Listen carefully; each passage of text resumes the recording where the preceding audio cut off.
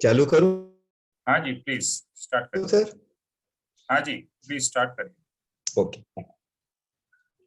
ओम सहजात्म स्वरूप परम गुरु आज्ञा भक्ति। श्री संत के कहने से मुझे परम कृपालु देव की आज्ञा माननीय है। जीर्णाणाय कुणंताणम स्वम्पि मोक्ष कारणम सुंदरप्ये स्वबुद्धिये स्वम भवनि वंदनम। श्री जिनेश्वर की आज्ञा अनुसार, सत्यपुरुष की आज्ञा अनुसार जो भी किया जाता है वह सब मोक्ष का कारण बनता है। उसके सिवाय अन्य सुंदर दिखाई देते हुए भी अपनी बुद्धि से, स्वमति कल्पना से जो कुछ भी किया जाता है वह सब संसार बढ़ाने वाला है। श्री ज्ञानी के कहने से मेरी मति कल्पना का त्याग करके मैं श्रीमत राजचंद्र परमात्मा को सच्चा मोक्ष मार्ग समझाने वाले और अनन्य शरण देने वाले ऐसा जानकर और मानकर मैं श्रीमत राजचंद्र परमात्मा की शरण ग्रहण करता हूं। मैंने तो आत्मा जाना नहीं है, परंतु यथा तथ्य ज्ञानी ने, सच्चे ज्ञानी ने, जैसे कि परम कृपालु देव ने और अनन्य ज्ञानियों ने जाना है, वैसा ही मेरा आत्मा है। ज्ञानी ने, परम कृपालु देव ने जैसे आत्मा देखा है वैसे ही मुझे मान्य है और आत्मा को प्राप्त करने के लिए उनकी ही शरण मुझे मान्य है।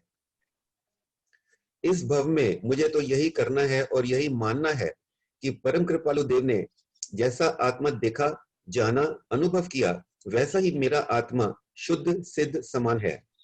भले ही आत्मा को मैंने जाना नहीं है, मगर रोम रोम में यही मान्यता, विश्वास, श्रद्धा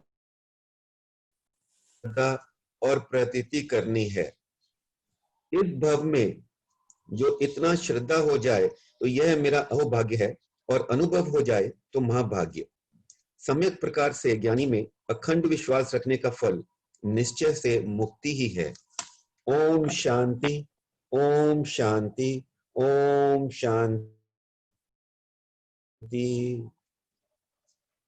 सुरेश। जय श्री सदगुरुदेव वंदना। जय श्री सतगुरु। मंगलाचरण।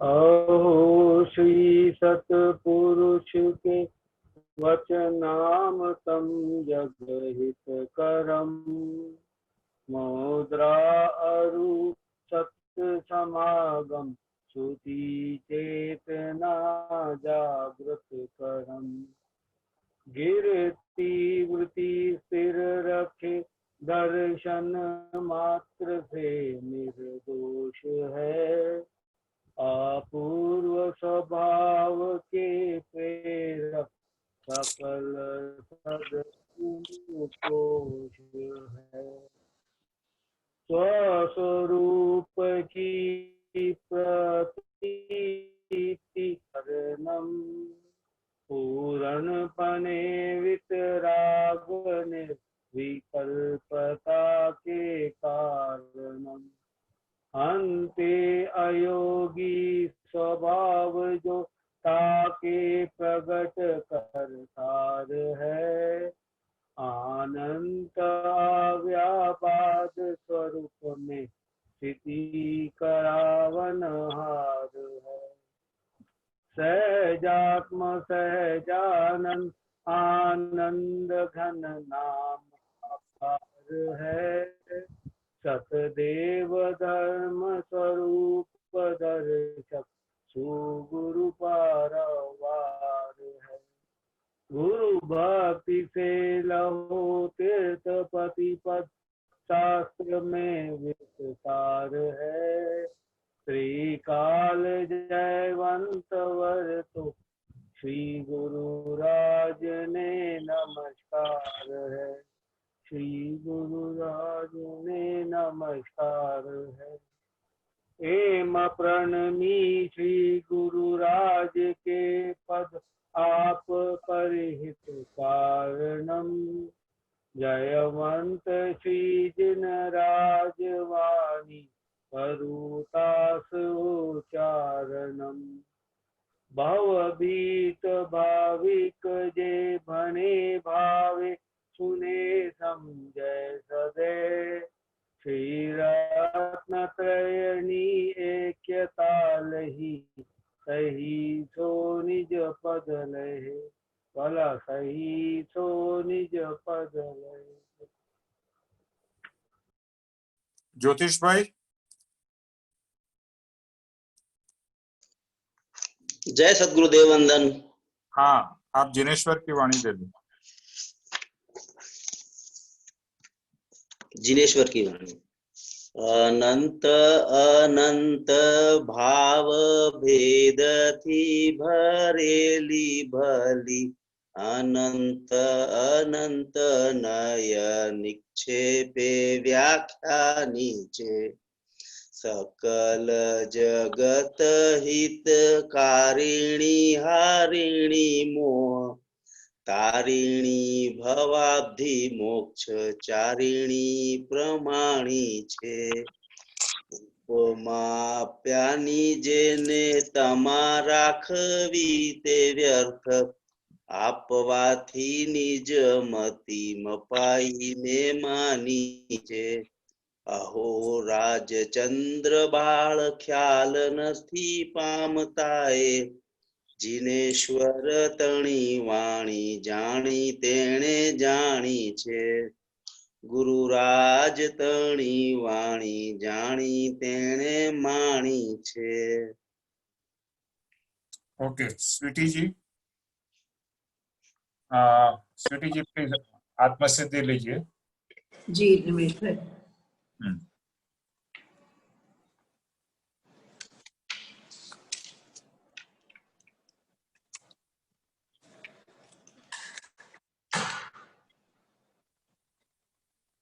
पतित जन पावनी सुर सरिता समी अधम उद्धारणी आत्म सिद्धि जन्म जन्मांतरो जानता जोगिए आत्म अनुभव वडे आज दीधी भक्त भगीरथ समा भाग्यशाली महा भव्य सौभाग्यनी विनंती थी चारुतर भूमिना नगर नदी आत्मा पूर्ण कृपा प्रभुए करी थी जेह स्वरूप समझा विना पाम्यो दुख अनंत समझाव्यो ते पद नमो श्री सद्गुरु भगवान वर्तमान काल मां मोक्ष मार्ग बहुलो विचारवा आत्मार्थीने भाग्यो अत्र गोप्य कोई क्रिया जड़ थई रया शुष्क ज्ञान मां कोई माने मार्ग मोक्ष नो करुणा उपजे जोई बाह्य क्रिया माराचता अंतर भेद न काई ज्ञान मार्ग निषेधता तेह क्रिया जड़ आई बंद मोक्ष छे कल्पना भाके वाणी माही वर्ते मोहावेश मां शुष्क ज्ञानी ते आही वैराग्यादि सफल तो जो सह आत्म ज्ञान तेमज आत्म ज्ञाननी प्राप्ति तना निदान त्याग विराग न चेत मां थाय न तेने ज्ञान अटके त्याग विराग मां तो भूले निज भान જ્યાં જ્યાં જે યોગ્ય છે તહાં સમજ્યું તે ત્યાં ત્યાં તે આચરે આત્માર્થી જન એ સેવે સદગુરુ ચરણ ને ત્યાગી દઈ નિજ પક્ષ પામે તે પરમાર્થ ને નિજ પદ નો લક્ષ્ય आत्मज्ञान समदर्शिता विचरे उदय प्रयोग अपूर्व वाणी परम श्रोत सतगुरु लक्षण योग्य प्रत्यक्ष सदगुरु सम नहीं परोक्ष जिन उपकार एवो लक्ष्य थया विना उगनात्म विचार सदगुरु उपदेश वर्ण समझाए न जिन रूप समझावण उपकार शो समझे जिन स्वरूप आदि अस्तित्व ना जेह निरूपक शास्त्र प्रत्यक्ष सदगुरु योग नहीं त्यार सुपात्र अथवा सदगुरु क्या जे अवगान काज ते नित्य विचार मां करी मतांतर त्याज। ओके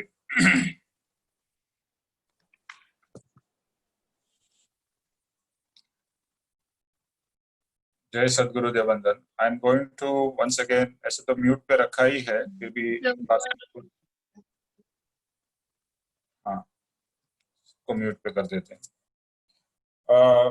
हम लोग गाथा नंबर 14 कर रहे हैं।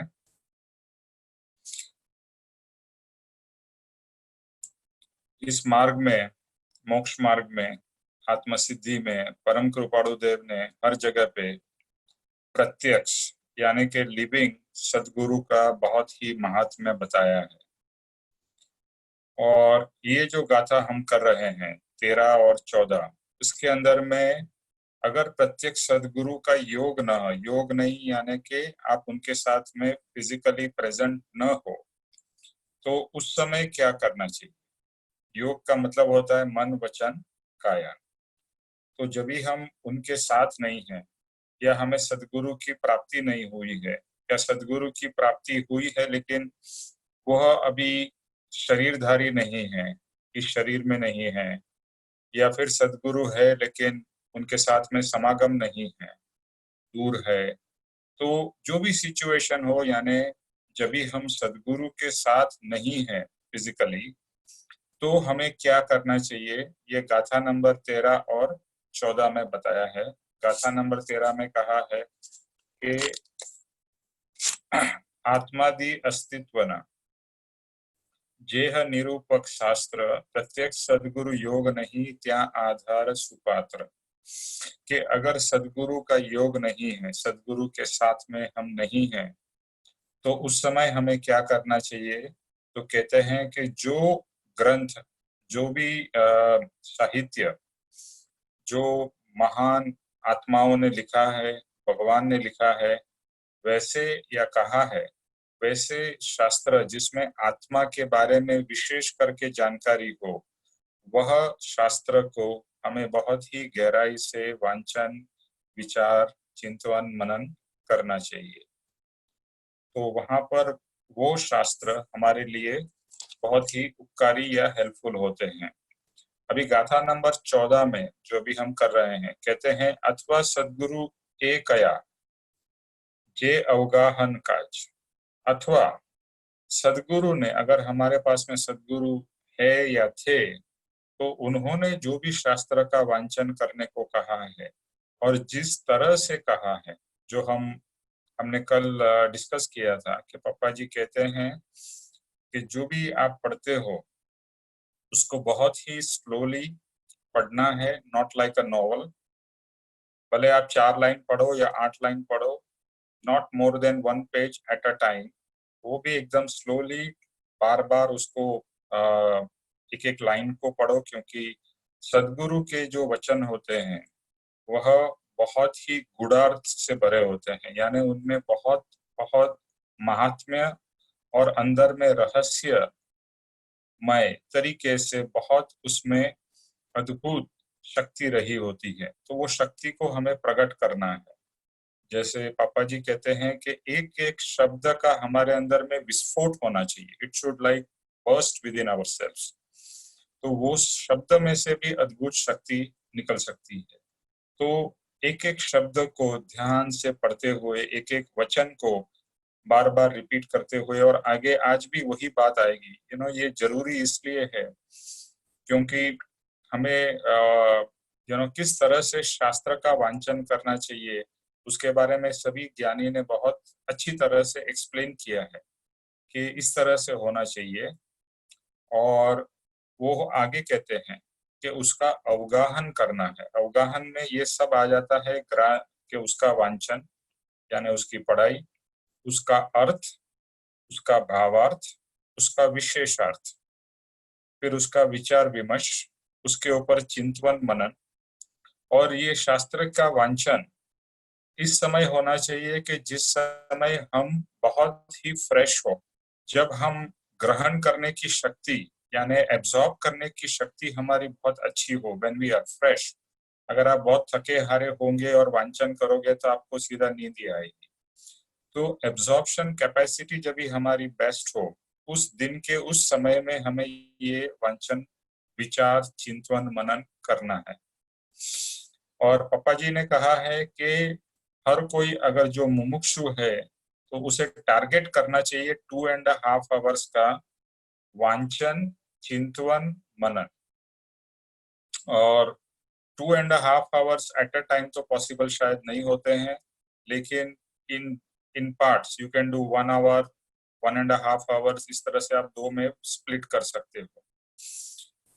अगर साथ में हो सके तो दी बेस्ट है, बिकॉज आपका एक साथ में फोकस होता है। और वांचन करते समय कोई भी डिस्टरबेंस, जैसे अभी हम सत्संग भी सुन रहे हैं, तो we should do it with total concentration.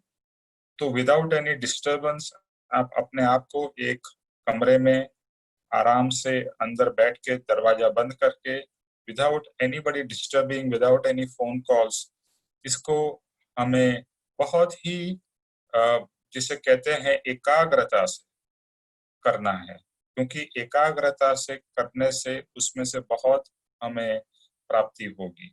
और अगर आपका माइंड डाइवर्टेड रहेगा, थोड़ा लिया थोड़ा नहीं लिया, थोड़ा सुना थोड़ा ये हुआ, तो इससे फायदा नहीं होगा।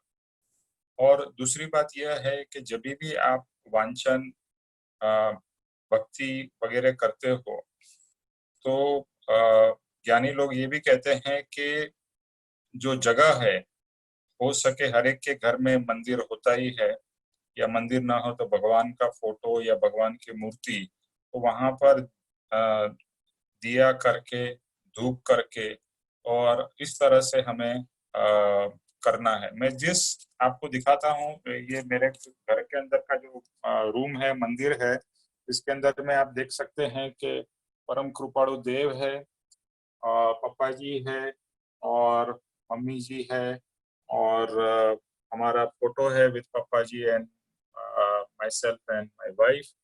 तो इस तरह से अलग अलग ये हमारा भक्ति का रूम है। तो ये भक्ति का जो रूम है, वो भक्ति का रूम में हमने भक्ति का रूम के अंदर में हम सिर्फ इसका, हमारे पास में ज्यादा जगह नहीं है, लेकिन जो भी एक कमरा है उसको ही हमने भक्ति का कमरा बना लिया है। तो इसी में हम बैठ के स्वाध्याय, अध्ययन सब कुछ करते हैं। करने का मतलब एक जगह पर अगर आप करते हो तो उस जगह की वाइब्रेशंस भी प्योर होने लगती है। तो जहां भी भगवान का वास हो, यानी भगवान भी वहीं रहते हैं जहां पर वाइब्रेशंस अच्छे होते हैं और वाइब्रेशंस शुद्ध होते हैं, जगह साफ होती है। तो हमें बाह्य जगह भी साफ करनी है और अंतरंग को भी साफ करना है। तो जो भी हम वांछन करते हैं, तो अवगाहन का मतलब है वांछन, चिंतन, मनन, विचार। और कल हमने ये भी कहा था कि आपको जो भी थॉट्स आते हैं यू राइट डाउन, या जब भी आप सत्संग सुन रहे हो तो आपको जो पॉइंट्स अच्छे लग रहे हैं you should make a note of it, या जो समझ में नहीं आता है उसके भी नोट्स बनाओ। तो जब भी हम क्वेश्चन आंसर सेशन करेंगे तो उस समय हम ले सकते हैं। ज्यादा फोकस हमें तत्व के ऊपर करना है कि दृष्टांत, यानी कोई भी हम एग्जाम्पल देते हैं तो example is only to explain the theory, या तत्व क्या है, प्रिंसिपल क्या है। तो वो प्रिंसिपल को ज्यादा पकड़ना है, not the story. Moral of the story is more important then the story itself. तो और अगर कोई भी डाउट्स है, शंका है, तो आप जरूर पूछिए, क्योंकि जब तक आप डाउट आपका क्लैरिफाई नहीं करोगे तो आपको समझ में नहीं आएगा और आप वहीं पर अटक जाओगे। तो इसके ऊपर हमने कल सत्संग में कवर किया था। अभी हम आगे का पाठ करते हैं। ये हम दो पुस्तक में से मैंने इसमें विवेचन लिया है। एक है भोगीभाई सेठ बापूजी की पुस्तक, और पूज्य राकेश भाई की जो पुस्तक उन्होंने इसके ऊपर में पीएचडी की है, एज यू नो, ऑन आत्मसिद्धि। तो उन्होंने भी बहुत डिटेल में आत्मसिद्धि का विवेचन किया है। तो चिंतन किस तरह से होना चाहिए, कृपाणु देव ने यहाँ पर इस गाथा में लिखा है कि करी मतांतर त्याज, ते नित्य विचार व करी मतांतर त्याज। तो विचार भी किस तरह से हमें करना है, जो भी आपने पढ़ा उसके ऊपर में विचार यानी चिंतन मनन जो करना है वो किस तरह से करना है। तो कहते हैं कि मतांतर त्याज। तो ये कितनी सुंदर बात और गंभीर बात बताई है कि जीव को अनादि से स्वच्छंद और मताग्रह रहा है। अनादि से हमारे अंदर में स्वच्छंद, स्वच्छंद यानी जो हम मानते हैं वही करेक्ट है, उसे कहते हैं स्वच्छंद। और ये अनादि से मतलब not only in this life, past lives, और हर एक समय हम we always try to prove that we are right.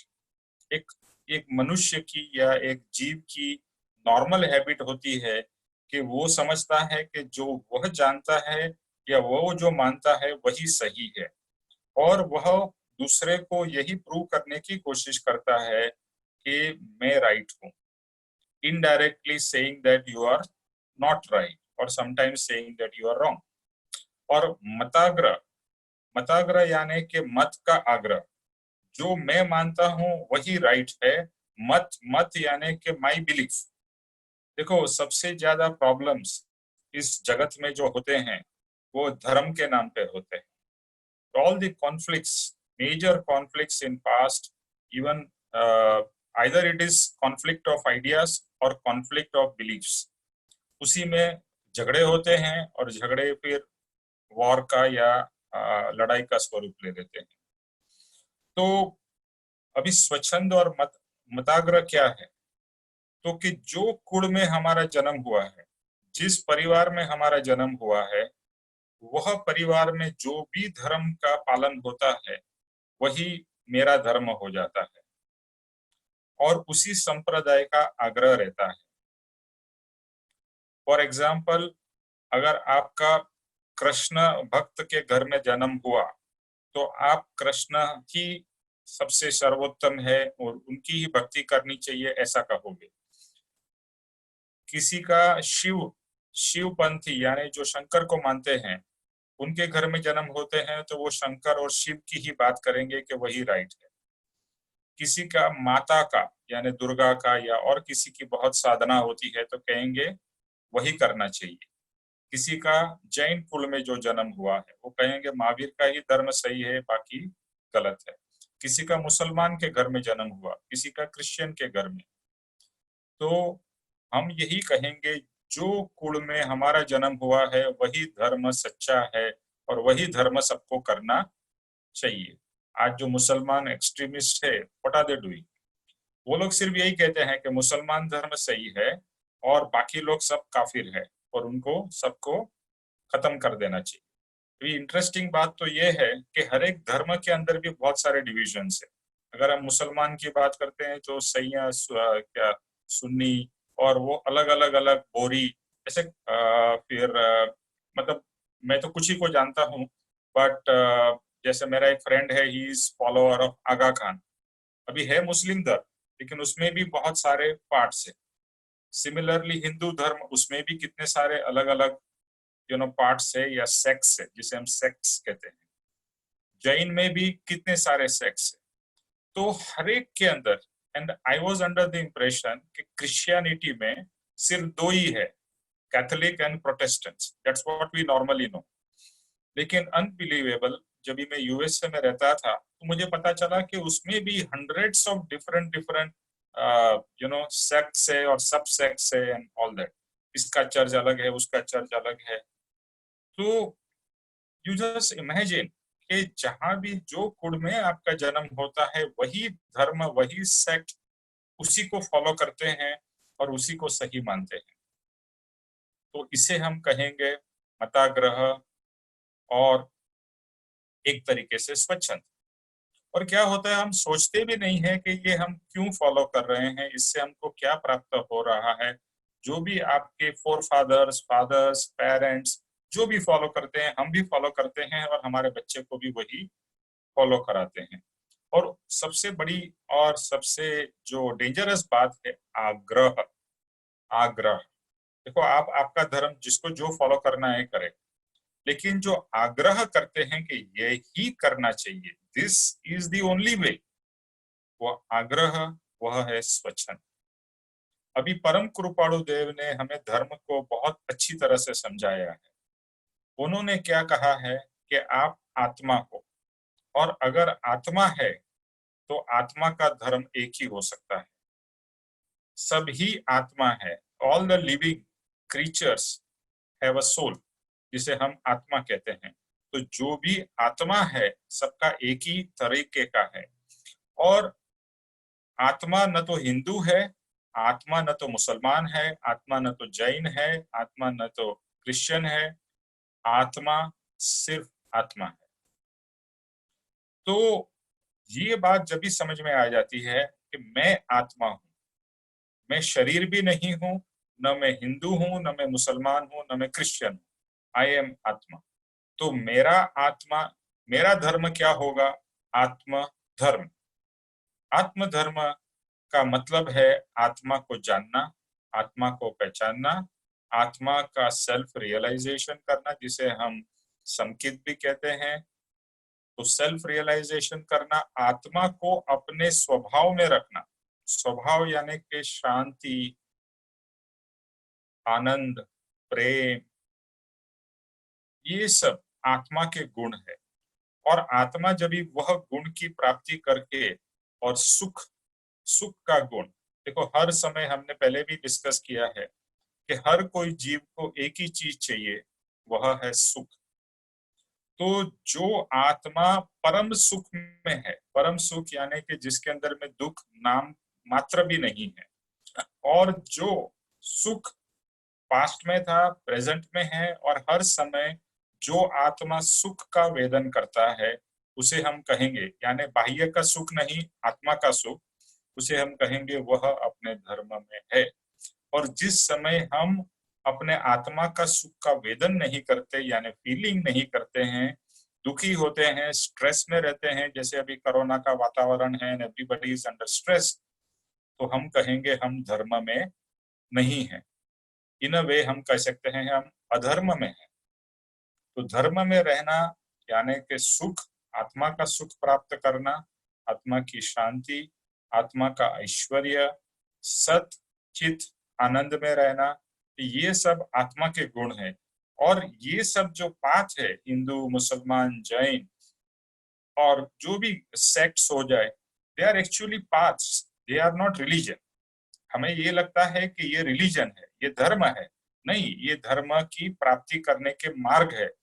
धर्म जो है वह तो अल्टीमेटली आत्मा की जानकारी, आत्मा की प्राप्ति, आत्मा का अनुभव, उसे हम धर्म कहेंगे। और अल्टीमेटली आत्मा का मोक्ष, तो हम कहेंगे धर्म की अल्टीमेट डेस्टिनेशन पे हम पहुंच गए। ये सब समझ हमें परम कृपाणु देव ने दी है, और आज तक हमारे अंदर ये समझ ही नहीं थी, इसीलिए हमने मतांतर किया है। और आज भी अगर आप सत्संग रेगुलरली भी अटेंड करते हो तो अंदर में तो ये फीलिंग रहती ही है कि मैं हिंदू हूँ, मैं वैष्णव हूँ, मैं जैन हूँ, मैं सो एंड सो हूँ। तो जब तक ये रियलाइजेशन नहीं होगा कि मैं आत्मा हूँ, हाँ मेरा धर्म भले ही हिंदू कुल में हुआ हो या मुसलमान या कहीं भी, और ब्यूटी की बात क्या है, ये तो इस लाइफ में आपका जन्म जहां हुआ वहां हुआ। मान लो मैं वैष्णव कुल में मेरा जन्म हुआ, तो इस लाइफ में मेरा जन्म वैष्णव में हुआ, पास्ट में मेरा जन्म मुसलमान में भी हुआ हो सकता है, क्रिश्चियनिटी में भी हुआ होगा, बिकॉज जब भी हम जन्म मरण ले ही रहे हैं तो देयर इज नो गारंटी कि आप हर समय हिंदू ही होंगे, आप मुसलमान भी थे, जैन भी थे।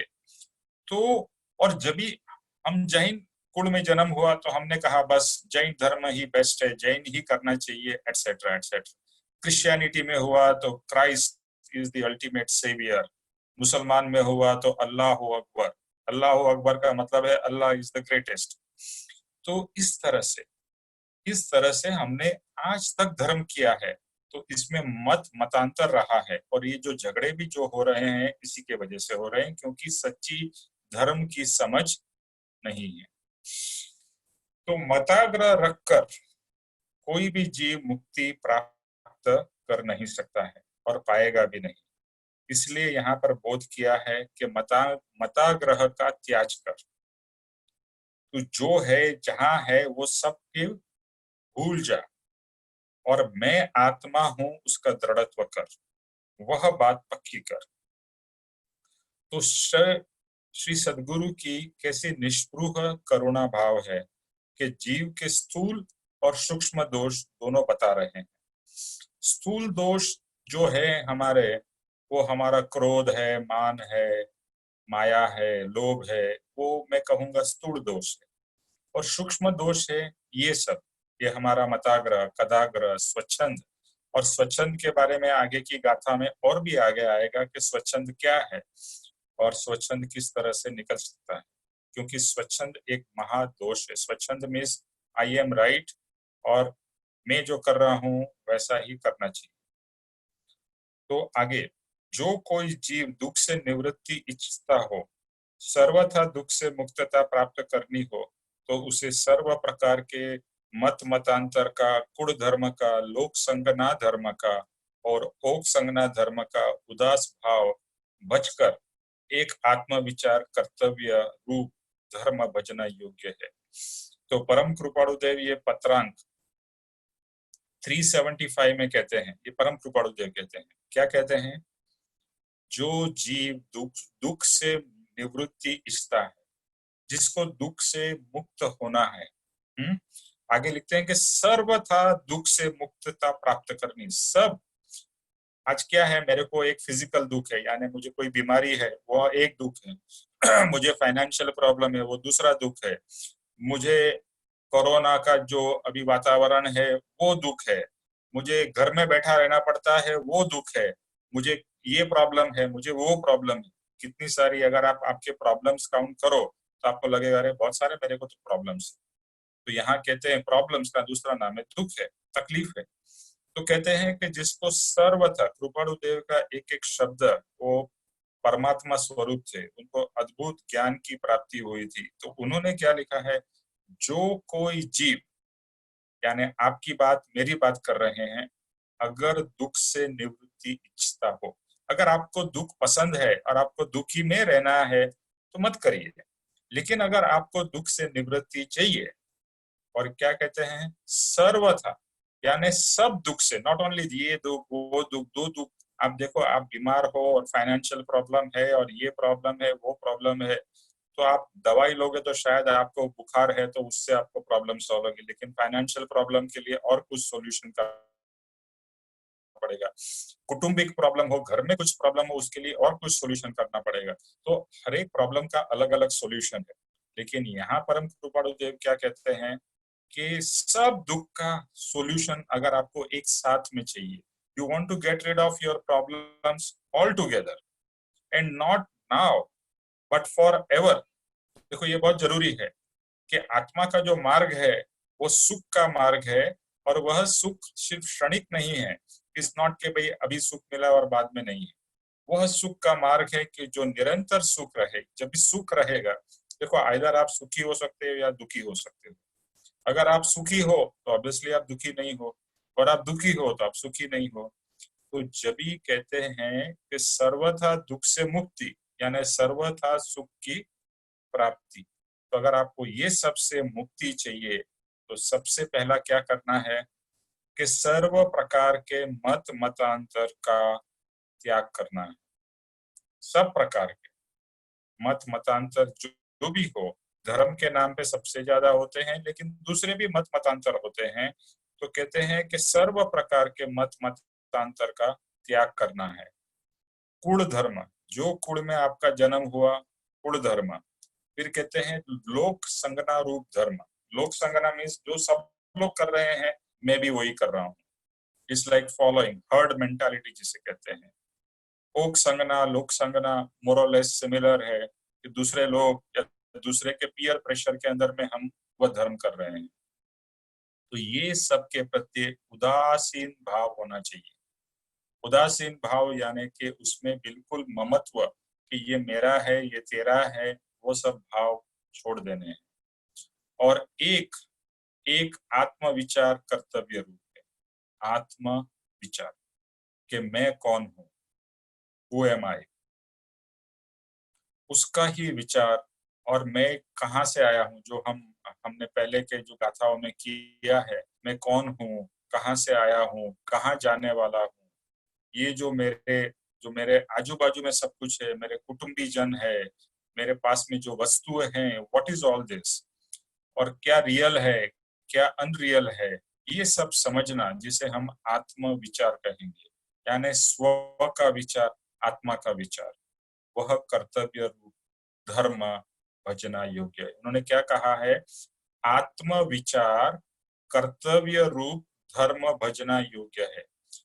आत्म विचार वही कर्तव्य धर्म है, वही करने योग्य धर्म है, और वो न्यूट्रल है। It is not connected with any religion और sect. It is a universal neutral. और सभी ज्ञानी यही एक बोध देके गए हैं, लेकिन लोगों ने उसको अलग तरीके से पकड़ लिया। बिकॉज समझने में बुद्धि कम लगता, मतलब हम क्या करते हैं, किसी ने कह दिया और हमने सुन लिया। किसी ने कहा तू हिंदू है और हमने मान लिया मैं हिंदू हूँ। किसी ने कहा तो मुसलमान है और हमने मान लिया मुसलमान है, क्योंकि आपका जन्म उधर हुआ और आप देख रहे हो सब लोग इस तरह से बिहेव कर रहे हैं, and you think I am also like that. It is nothing to do with what और वेयर यू आर। अभी आपको समझ आ गई तो अगर देखो फॉर एग्जांपल क्या होता है, समझो बहुत से लोग एजुकेशन के लिए दे गो अब्रॉड और they go to another place. Why do they go there? क्योंकि वहां पर बेस्ट एजुकेशन मिलता है, वहां पर बेस्ट कॉलेज है, जो सब्जेक्ट मुझे पढ़ना है उसकी बेस्ट टीचर्स है, फैकल्टी है, एटसेट्रा एटसेट्रा। तो हम हमारे बच्चे लोग को भी वहां भेजते हैं, भले हमारे से दूर जाना पड़ता है। हम क्या सोचते हैं, it is for their good, कि उनको सबसे बेस्ट एजुकेशन मुझे देना है। इसी तरह से जहां पर बेस्ट आत्मधर्म की बात हो वहां पर हमें जाना चाहिए।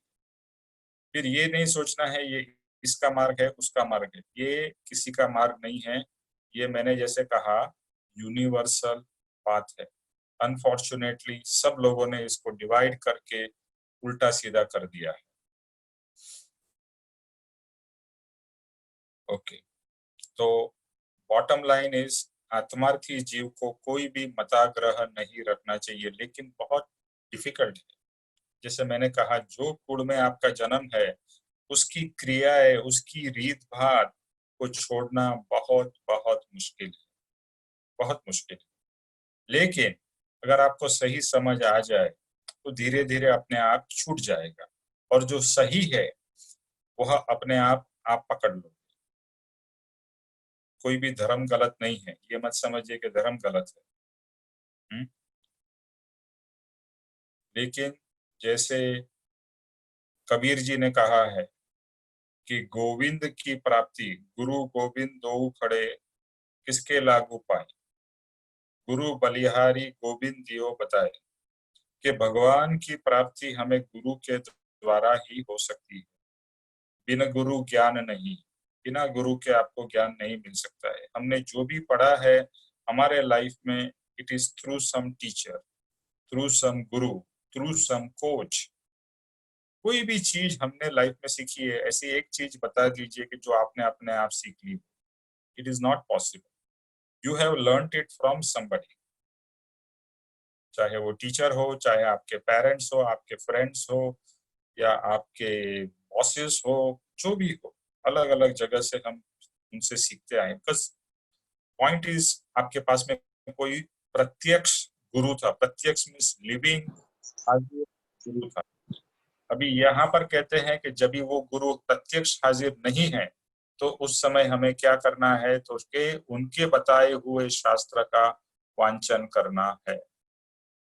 ओके, अभी आगे बढ़ते हैं। श्रवण। श्रवण वह पवन की लहर के तरह है, वह आता है और चला जाता है। ये बहुत श्रवण मतलब सुनना, श्रवण मतलब ग्रहण करना। उसमें आप सुनना भी ले सकते हो, पढ़ना भी ले सकते हो। लेकिन समझिए आप अभी सत्संग सुन रहे हो तो आप सत्संग का श्रवण कर रहे हो। तो यहाँ पर व्याख्यान सार में जो कृपाणुदेव ने व्याख्यान दिए थे, उसमें से जो नोट्स किसी ने बना के लिखी थी उसे हम व्याख्यान सार कहते हैं।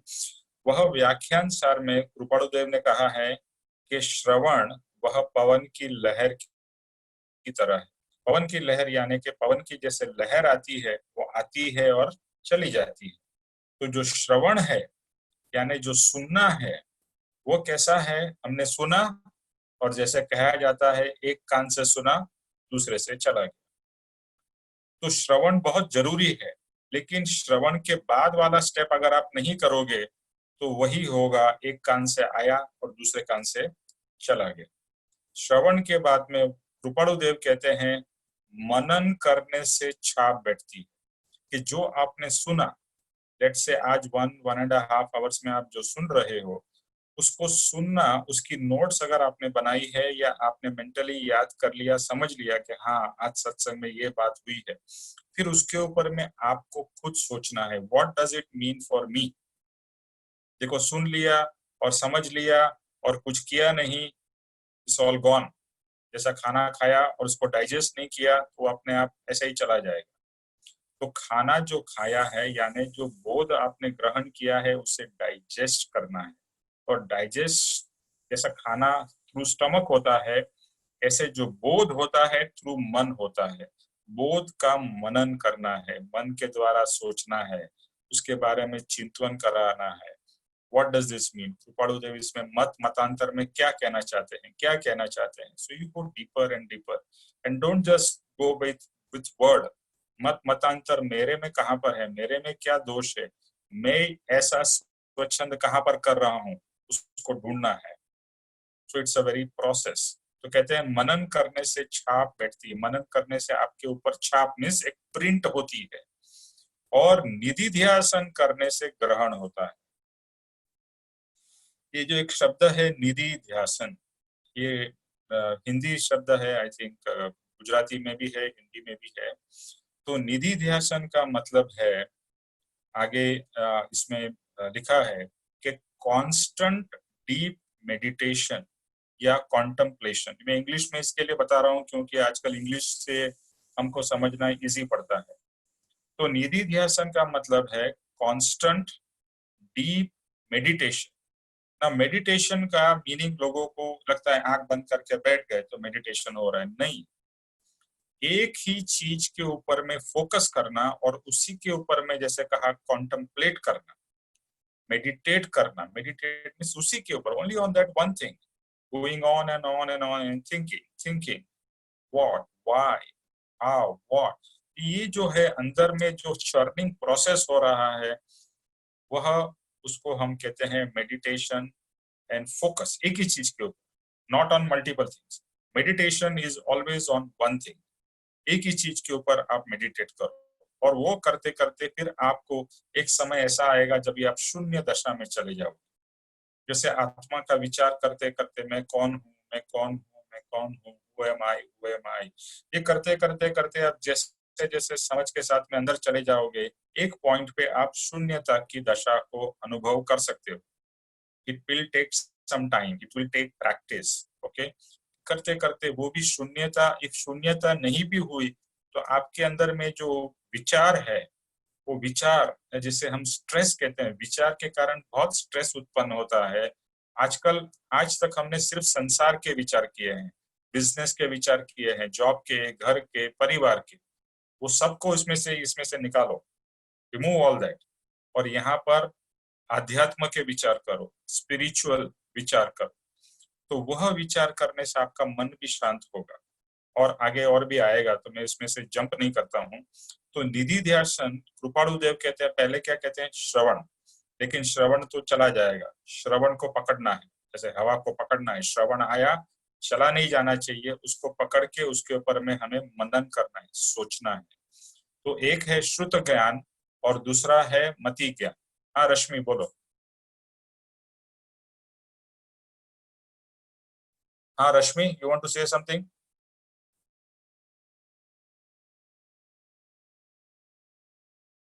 रश्मि, आपको कुछ कहना है? नहीं नहीं। ओके, आपने हाथ ऊपर किया, मुझे लगा आपको कुछ कहना है। ठीक है, अच्छा, वो गलती से। हाँ नो प्रॉब्लम, आपका म्यूट कर देता हूँ सबको। ओके, सो श्रवण पवन के माफिक है। सुनने के बाद में the next very important step it's सोचना, मनन करना।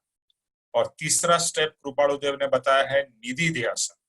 वो सोचते सोचते और डीप में जाना है। निधि ध्यासन, उसको अलग अलग एस्पेक्ट से समझना है, not only with one aspect. तो एक, और देखो ये चिंतवन मनन और निधि ध्यासन कभी होगा when you have material to think. जैसे आप रसोई में एक्सपर्ट हो और रसोई के बारे में आपको कोई भी टॉपिक पे कहा जाए तो आप बहुत कुछ बोल भी सकते हो और सोच भी सकते हो, अच्छा ऐसा कर सकते हैं, ऐसा कर सकते हैं, नहीं ये करने से ये होगा वो होगा, बिकॉज यू आर एक्सपर्ट। और इन अदर वर्ड्स, आपके पास में बहुत कुछ मटेरियल है टू थिंक। तो सत्संग का इंपॉर्टेंस क्या है, और वाच जो पढ़ना है उसका इंपॉर्टेंस क्या है, कि उसके द्वारा आपके पास में बहुत मटेरियल आता है जिससे आप सोच सकते हो। अगर आपके पास में सोचने के लिए मटेरियल नहीं होगा तो आप थोड़ा सोचोगे, उसके बाद में there is nothing else to think, आपके पास में मटेरियल नहीं है। तो कोई भी चीज, इसके लिए पापा जी क्या कहते हैं कि जितना मटेरियल आप अंदर ग्रहण करोगे, जैसे गाय चारा लेती है,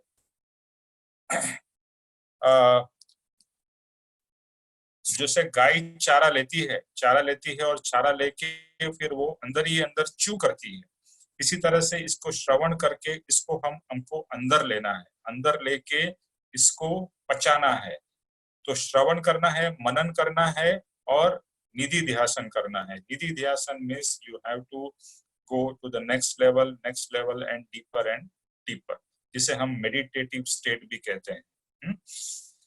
तो उसके कारण ग्रहण होगा। पहला सुना मतलब अंदर आया, मनन किया, उसमें इम्प्रिंट हुआ यानी उसके ऊपर छाप पड़ी, और फिर निधि ध्यासन करते करते वो ग्रहण होगा। तो ये 3 स्टेप में परम कृपाणु देव ने बताया है। और जितना आप ये प्रोसेस करते जाओगे, कोई भी एक वचन को लेके भी, तो उससे भी बहुत बहुत आपको प्राप्ति होगी। तो सत्संग के आगे पढ़ते हैं। सत्संग के वियोग में सुपात्र जीव सद्गुरु की आज्ञा अनुसार सत्शास्त्र का अवगाहन यानी वांचन, श्रवण, मनन, निधि ध्यासन करता है। और निधि ध्यासन का मतलब है कॉन्स्टेंट डीप मेडिटेशन, कॉन्टेम्पलेशन। तो यहाँ पर ये जो स्टेप्स है जिसे हम अवगाहन, देखो एक ही शब्द है अवगाहन, और ये अवगाहन का कितना बड़ा मीनिंग है। तो ये जब तक हमें पता नहीं था, हमने ये गाथा शायद जो लोग आत्मसिद्धि जानते थे वो पढ़ गए होंगे, अथवा सदगुरु कहा जे अवगाहन का, तो हमने अवगाहन का मीनिंग ले लिया कि पढ़ लिया। नहीं, अवगाहन is not just reading, it is not just listening, it is all this steps. अगर यह नहीं हुआ तो चित्त के, अभी ये राकेश भाई ने इसके बारे में क्या कहा है, दैट आई एम रीडिंग। तो सत्संग के वियोग में, सदगुरु के वियोग में, वांचन, श्रवण, मनन और निधिध्यासन, ये पॉइंट्स आप जरूर लिख के रखिए। वांचन या सुनना, वांचन, श्रवण, श्रवण में सुनना, फिर मनन और निधिध्यासन, चारों चीज। वांचन, विचार, सॉरी, वांचन, श्रवण, मनन और निधिध्यासन। तो निधिध्यासन, ये 4 स्टेप्स हमने एक्सप्लेन किया, आई विल नॉट रिपीट। अगर ये नहीं हुआ, कहते हैं राकेश भाई, अगर ये नहीं हुआ तो चित्त के ऊपर में, ऊपर के स्तर में ही ये रहेगा। क्या होता है, सत्संग परिणमन होना चाहिए। सत्संग परिणमन यानी सत्संग has to give you results. सत्संग सिर्फ सुनने के लिए नहीं है। अगर आप सिर्फ सुन के आपके अंदर में कोई चेंज ही नहीं आता है तो सत्संग पूरा वेस्ट। बट चेंज आने को टाइम लगेगा। Okay, so we have to give enough time और इनफ पुरुषार्थ, ये जरूरी है। जैसे हम बच्चे को स्कूल में भेजते हैं तो ABCD सीखते सीखते भी उसको 1-1 साल लग जाता है।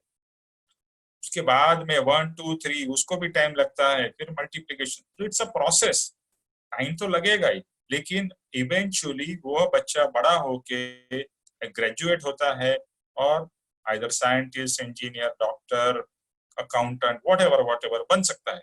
उसको प्रोसेस किया, लेकिन अल्टीमेटली रिजल्ट तो आया ना। तो सत्संग का भी रिजल्ट आना बहुत जरूरी है।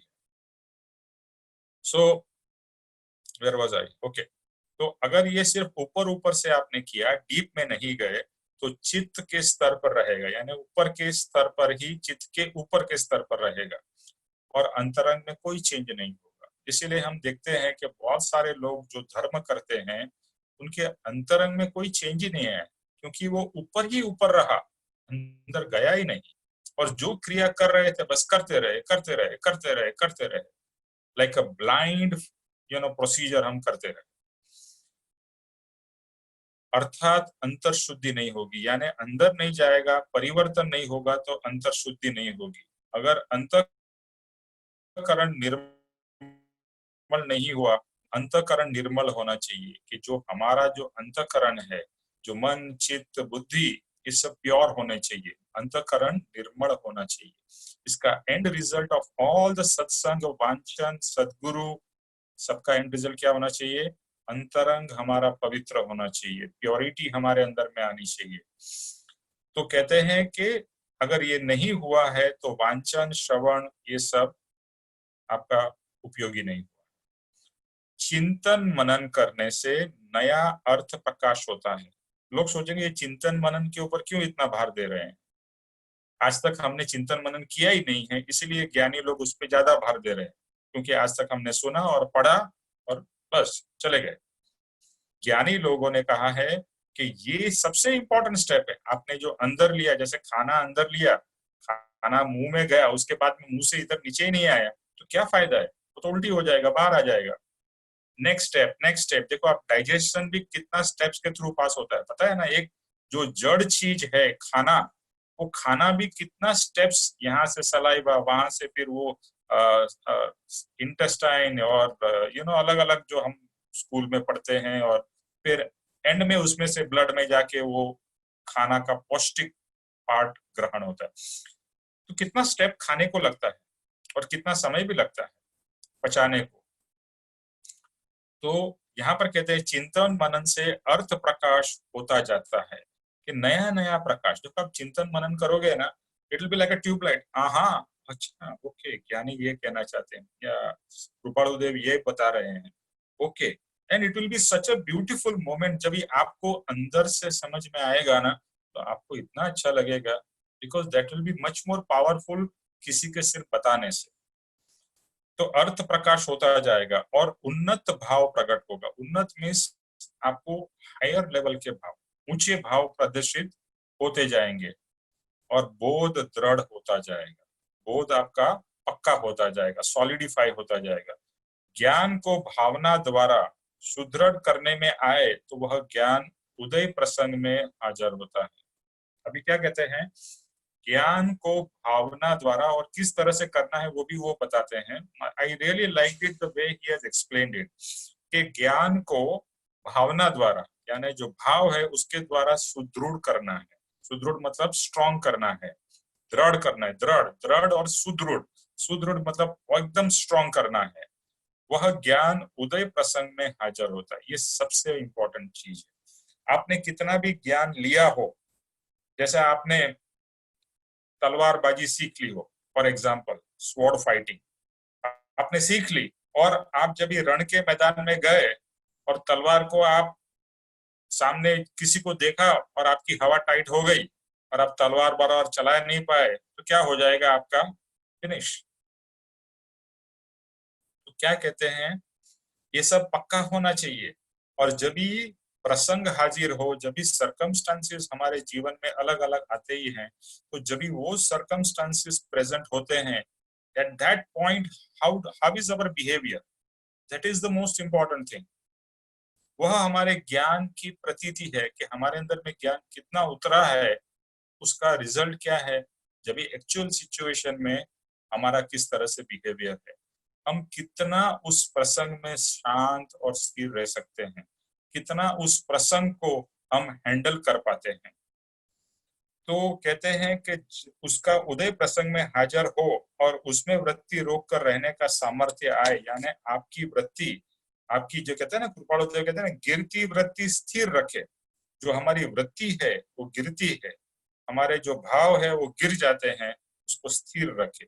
तो ज्ञान का काम यह है कि आपकी वृत्ति को स्थिर रखना, आपको स्थिर रखना। स्थिर किसमें रखना? तो शांत, स्थिर, सुख में, आनंद में। कुछ भी हो जाए वो डिस्टर्ब नहीं होना चाहिए। तो चिंतन किए हुए ज्ञान का निधिध्यासन हो तो ज्ञान भावनात्मक बनता है। क्या कहते हैं? चिंतन किए हुए ज्ञान का निधिध्यासन हो तो वह ज्ञान भावनात्मक बनता है। तो वही ज्ञान का जो भी आपने वचन, एक ही वचन लेना है, 10-50 वचन छोड़ जाओ, एक वचन ले लो, उसके ऊपर में डीप डीप डीप विचार करो, सोचो, और उसको किस तरह से मैं इम्प्लीमेंट करूंगा उसके बारे में भी प्लान बनाओ। मैं इस तरह से ये सिचुएशन में I will be like this, I will do this, I will not do this, all internal thinking. और ये निधिध्यासन होने से कहते हैं कि ज्ञान भावनात्मक बनता है। और बार बार एक ही विचार करने से विचार की स्थिरता होती है। एक ही विचार को पकड़ना है, नॉट 10 विचार, एक विचार एट अ टाइम, और वो कंटिन्यूअसली उसके ऊपर में going on and on, on and on, on and on. जैसे हम बच्चे को ए लिखने के लिए, पता है आपने कितनी बार ए लिखा होगा? ए ए ए ए 1000 बार, लाख बार शायद लिखाया होगा, तब जाके आपका ए पक्का हुआ। इसी तरह से आत्मा का भी ए पक्का करने के लिए आत्मा को हजारों लाखों बार जानना पड़ेगा, समझना पड़ेगा, उसके ऊपर चिंतन मनन करना पड़ेगा। तो कहते हैं वो विचार की स्थिरता होती है। वो जो विचार है आपका स्थिर होता है बार बार विचार करने से, और वह विचार भावना का स्वरूप पकड़ता है। विचार फिर आपकी भाव बन जाता है, और वह भावनात्मक ज्ञान उदय प्रसंग में प्रलोभन वश न बनकर स्थिर रहता है, स्थिर रहकर विजयी बनता है। अभी आपने ज्ञान ले लिया, ओके, ज्ञान क्या ले लिया? लेट्स टेक एनी एग्जांपल कि भैया मैं अभी खाना खाने गया हूँ और बुफे में 100 आइटम है, 200 आइटम है। I am going to control my self, control spiritually and control physically. क्योंकि फिजिकली भी आजकल आपको सबको पता ही है कि हमारी लाइफस्टाइल ऐसी है कि बहुत खाएंगे तो मोटे हो जाएंगे और प्रॉब्लम्स होंगे। वो एक फिजिकल एस्पेक्ट हो गया। और दूसरा एस्पेक्ट है स्पिरिचुअल, कि मैं मेरे मन को कितना कंट्रोल कर सकता हूँ, मेरी इंद्रियों को कितना कंट्रोल कर सकता हूँ, क्योंकि इंद्रिय हमेशा भागम भाग कर रही है। और जैसे आपने देखा होगा, कुत्ते को कुछ दिखाई देता है, भो भो भो भो शुरू हो जाता है, ओके। इसी तरह से हमारा मन जैसे ही देखता है कि इतनी सारी खाने की बहुत ही सुपर्ब आइटम्स है, बहुत बढ़िया सुगंध आ रही है, ब्यूटीफुली दिख रहा है, ओ वाह, तो क्या होता है, ये हमारे मन के घोड़े दौड़ने लगते हैं, चलो टूट पड़ो, जितना खा सकते हो, जितना भोग ले सकते हो ले लो, उस समय बाकी सब हम भूल जाते हैं। तो अगर ज्ञान हाजिर है तो ज्ञान कहेगा ए होल्ड ऑन रुको, खाना खाना है, एंजॉय भी करना है, लेकिन 100 आइटम है इसका मतलब नहीं कि 100 चीज खानी है। आप कुछ चीजें सिलेक्ट कर लो और उतनी चीज खाओ। अगर 5 मिठाई है तो पांचों 5 मिठाई खाने की कोई जरूरत नहीं है, ना इधर शरीर के लिए, न तो मन के लिए, न तो आत्मा के लिए। तो 1 या 2 मिठाई खाएंगे, 1 या 2 सब्जी लेंगे, 1 या 2 आइटम लेंगे, लिमिटेड आइटम्स। तो that way I can know whether I am able to control my self. तो ये जो ज्ञान है, एक तो शरीर का ज्ञान कि इतना सारा खाना और high calorie food is not good for my body, वो एक शरीर का पार्ट हो गया। और दूसरा हो गया मन का, कि मन कितना कंट्रोल में रहता है और इंद्रिय हमारी कितनी अनकंट्रोल्ड भागती है, उसको मुझे समेटना है, उसको फोकस लाना है। खाना खाना है, डोंट गो क्रेजी। ऐसा नहीं लगना चाहिए कि किधर 10 दिन से भूखा हुआ आदमी आया है और टूट पड़ा है। ऐसा कभी कभी होता है ना। सो कहते हैं कि जब भी परिस्थिति आए उस समय हम भोग में उदासीन हो सकते हैं क्या?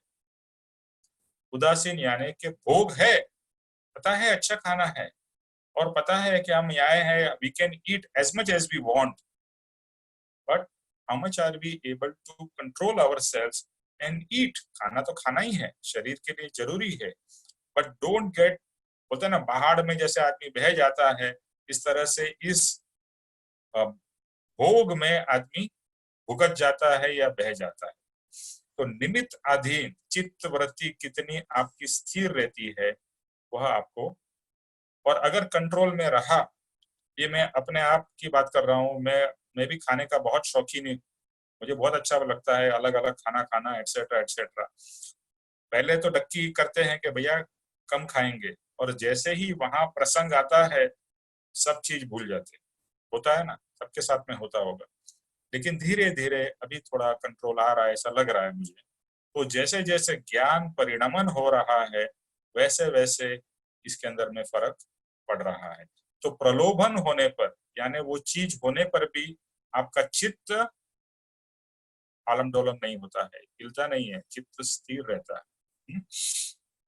तो ये प्रलोभन के वश न होकर विजयी बनता है। प्रलोभनकारी निमित्त मिलते ही चित्त वृत्ति प्रबलता से अंतर्मुख होने लगती है। अभी आगे की दशा क्या है कि प्रलोभन बहुत सारे, ये खाने का जैसे एग्जांपल लिया, बफे है, ब्यूटीफुल बफे है, प्रलोभन बहुत सारे हैं। तो नॉर्मली क्या होती थी, हमारी वृत्ति बाहर भागती थी। अभी ये अंदर में ज्ञान जब तैयार हुआ है तो कहते हैं कि वृत्ति बाहर नहीं जाएगी, अंतर्मुख होगी। अंतर्मुख होगी, होने लगेगी अपने आप, आपको कुछ करना नहीं पड़ेगा। भोग तो दिखाई दे रहे हैं, भोगने का सामर्थ्य नहीं है, कोई रोक टोक नहीं है, कुछ नहीं है, बट आपकी वृत्ति बाहर नहीं भागेगी, आपकी वृत्ति अंदर जाएगी, अंतर्मुख होगी अपने आप, और आपको अपने आप कंट्रोल आ जाएगा, कंट्रोल लाना नहीं पड़ेगा। अर्थात चित्त वृत्ति निमित्ताधीन नहीं होगी। नॉर्मली क्या होता है, निमित्त मिला और निमित्ताधीन हमारी वृत्ति हो गई। निमित्ताधीन यानी निमित्त देखा और वैसा ही हमारा बिहेवियर होगा। जबकि ज्ञान जब भी पचाया होगा तो निमित्त के अधीन न होकर वह ज्ञान अंदर में स्थित होगा। तो कहते हैं दृढ़ तत्व निर्णय के बल से मुमुक्षु जीव सुख दुख की परिस्थिति में या अनुकूल प्रतिकूल संयोगों के प्रति उदासीन होता जाता है। जब ये ज्ञान का परिणमन हुआ है तो उसके द्वारा सुख हो या दुख हो, अनुकूल हो या प्रतिकूल, अनुकूल यानी if circumstances are positive या circumstances are negative, in either case वह बैलेंस रहता है, वो शांत रहता है और संकल्प विकल्प कम होता जाता है। जो पहले बहुत संकल्प विकल्प होते थे ना, कोई भी सिचुएशन, जैसे मैं वापस कोरोना की इसीलिए बात कर रहा हूँ क्योंकि हम देख रहे हैं ये सिचुएशन है और लोग कितने आकुल व्याकुल है, कितने मतलब कोरोना कोरोना कोरोना से क्या होगा, कोरोना से ये होगा वो होगा, अरे इतने लोग को मर गए, ये हुआ, मतलब कंटिन्यूअसली मतलब ये अंदर जा रहा है और उसी के विचार आ रहे हैं। अभी सत्संग जा रहा है, अगर ये सत्संग जा रहा है तो सत्संग के विचार आएंगे, कोरोना के विचार नहीं आएंगे। और कोरोना का जो होना है वो होगा, उसमें हम उदासीन रहते हैं, we become indifferent. It does not mean we don't take care. We take care. हम भी घर में है, हम भी सोशल डिस्टेंसिंग, जो भी केयर लेना है वो सब लेना है, but that's it. उसके बाद में बहुत ज्यादा सोचना नहीं है। तो क्या कहते हैं, संकल्प विकल्प कम हो जाएंगे, जो करना है कर लिया है, that's it. Now sit quiet. Stop worrying. और स्टॉप वरिंग बोलने से स्टॉप वरीज नहीं होगा, लेकिन अंदर में जब ज्ञान प्रकट होगा तो वरीज अपने आप कम होगी, कम करनी नहीं पड़ेगी। तो बाकी संकल्प विकल्प घटता जाता है और वृत्ति आत्मामय रहती है। वृत्ति कैसी रहती है? आत्मामय। हर समय आत्मामय वृत्ति, या जो भी सिचुएशन आता है आत्मा याद आता है कि मैं आत्मा हूँ और मुझे आत्मामय रहना है। ये सब खाना पीना भोग विलास ये सब शरीर के लिए है, ठीक है, नहीं करना ऐसा बात नहीं है, बट उसमें डूब जाना और उसमें बह जाना वो मुझे जरूरी नहीं। I will stay in my आत्मा स्थिति, और परिणाम उसे अनुभवात्मक ज्ञान की प्राप्ति होती है। और ये सब जब भी प्रोसेस कंप्लीट होता है तो अनुभव आत्मक ज्ञान, यानी कि विथ एक्सपीरियंस आपका ज्ञान हुआ कि प्रलोभन की स्थिति में मेरा आत्मा शांत रहा, सुख के समय में या दुख के समय में भी मेरा आत्मा शांत रहा, बहुत अच्छी चीज आई या बहुत बुरी चीज आई, दुनिया भर के प्रॉब्लम्स आए, फिर भी मेरा आत्मा शांत रहा। So I am going to take a pause here, और जिसको भी जो प्रश्न हो, जो पूछना हो, जो कहना हो, यू कैन डू इट।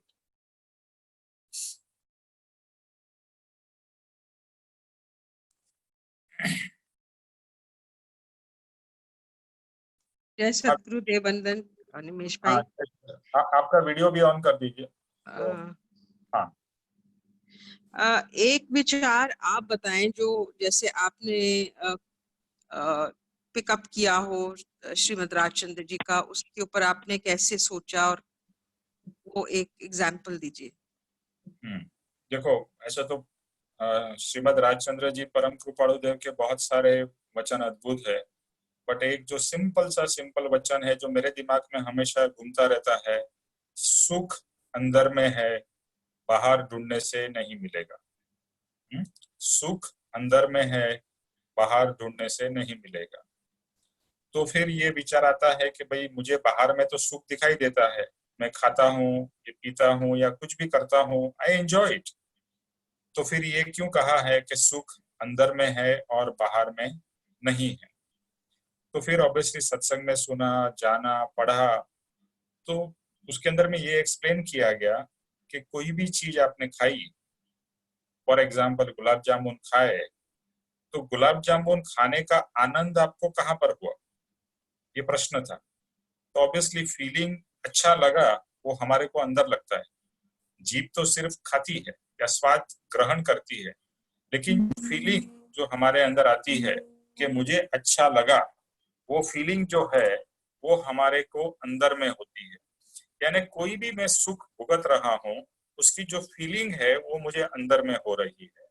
तो ये बात तो समझ में आ रही है कि सुख अंदर में है, फीलिंग जो है अंदर में हो रही है, भले निमित्त बाहर का है। दूसरा फिर ये कि ज्ञानी लोगों ने कहा है कि जो भी बाह्य की चीजें हैं वो सब टेम्पररी सुख देती है। जैसे आपने खाया, आपको पता है कि टेम्पररी अच्छा लगेगा, उतने समय तक बहुत अच्छा लगेगा, उसके बाद में वो सुख चला गया।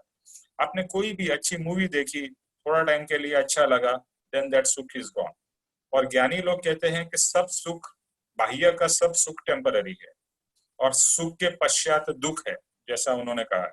तो वो भी लगता है कि ये बात तो सही है, ये सब सुख टेम्पररी है, और ये सुख है ये परमानेंट है, आत्मा का सुख।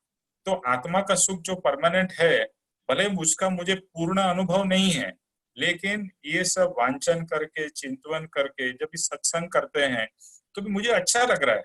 उस समय एक्चुअली देखे तो कोई भोग का साधन नहीं है, या सदगुरु के साथ में होते हैं तो हमें बहुत अंदर से अच्छा लगता है। तो व्हाट इज दैट कि निमित्त एक सत्संग का एक तरीके से तो है, लेकिन वो सत्संग करते करते जब भी हम अंदर में जाते हैं तो हमें बहुत सुकून लगता है, बहुत अच्छा लगता है। तो ये सब विचार करते करते करते करते you are going be deep within you, और ये एक विचार को महीनों तक, सालों तक करते रहना है। It is not just a one day process.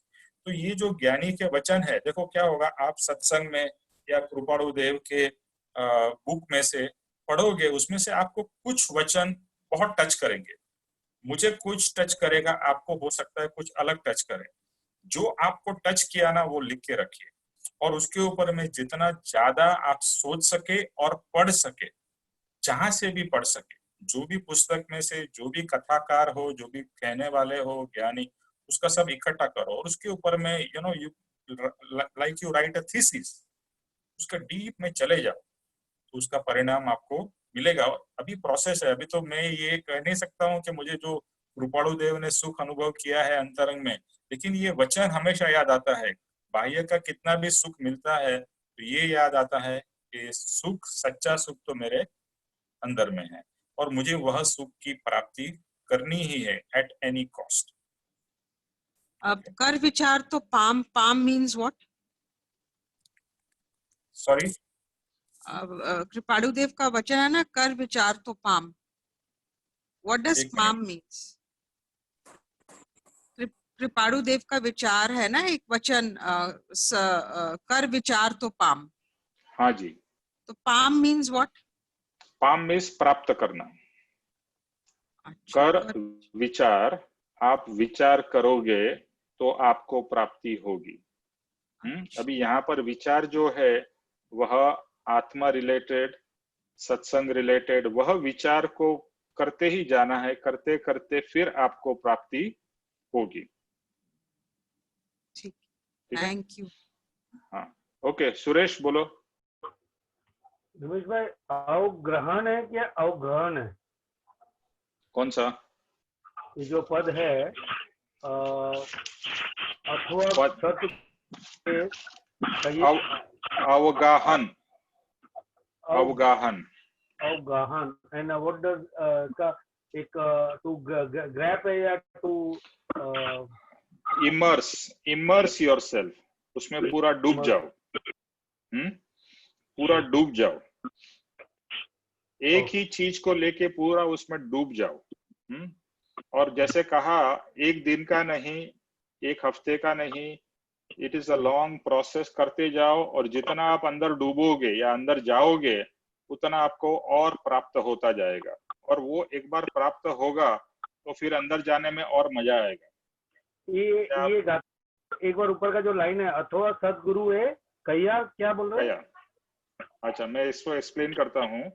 ये गुजराती में है, अथवा सदगुरु ए कया जे अवगाहन काज ते ते नित्य विचार वा करी मतांतर त्याज। Let us take one by one. Okay, ये 13 नंबर का कंटिन्यूएशन का गाथा है। 13 के बाद में चौथा, अथवा मीन्स और, या सदगुरु ने जो कहा है, सदगुरु ने जो कहा है वह शास्त्र और वह वचन का अवगाहन करना है, अवगाहन करना है, और नित्य, नित्य मीन्स बार बार उसका विचार करना है। करी मतांतर त्याज, मत मतांतर को साइड में रखकर, मत मतांतर में घुस गए तो आप मत मतांतर ही करते रहोगे और जो मेन चीज है उसकी प्राप्ति नहीं करोगे। तो ये सब मत त्याग का मतलब साइड में रखना। त्याज, त्याज मीन्स त्याग करना, त्याग करना, त्याग करना, उसको छोड़ देना। मत मतांतर को छोड़ो, मत मतांतर का त्याग करो।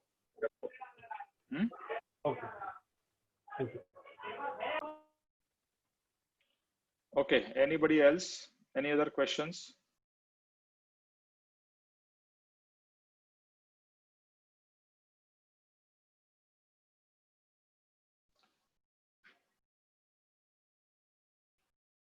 ओके, आई नो, मेरा एक फ्रेंड भी आया है, Subu, are you understanding? Subu, you can speak if you want to, and if you have any doubts you can ask also. Subbu, you are there?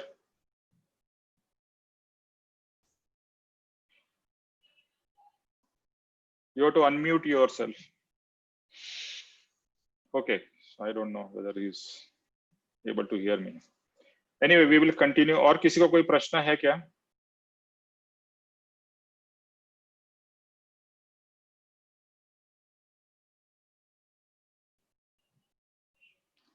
Okay, तो सबको ये प्रोसेस समझ में आ गया होगा. प्रोसेस अभी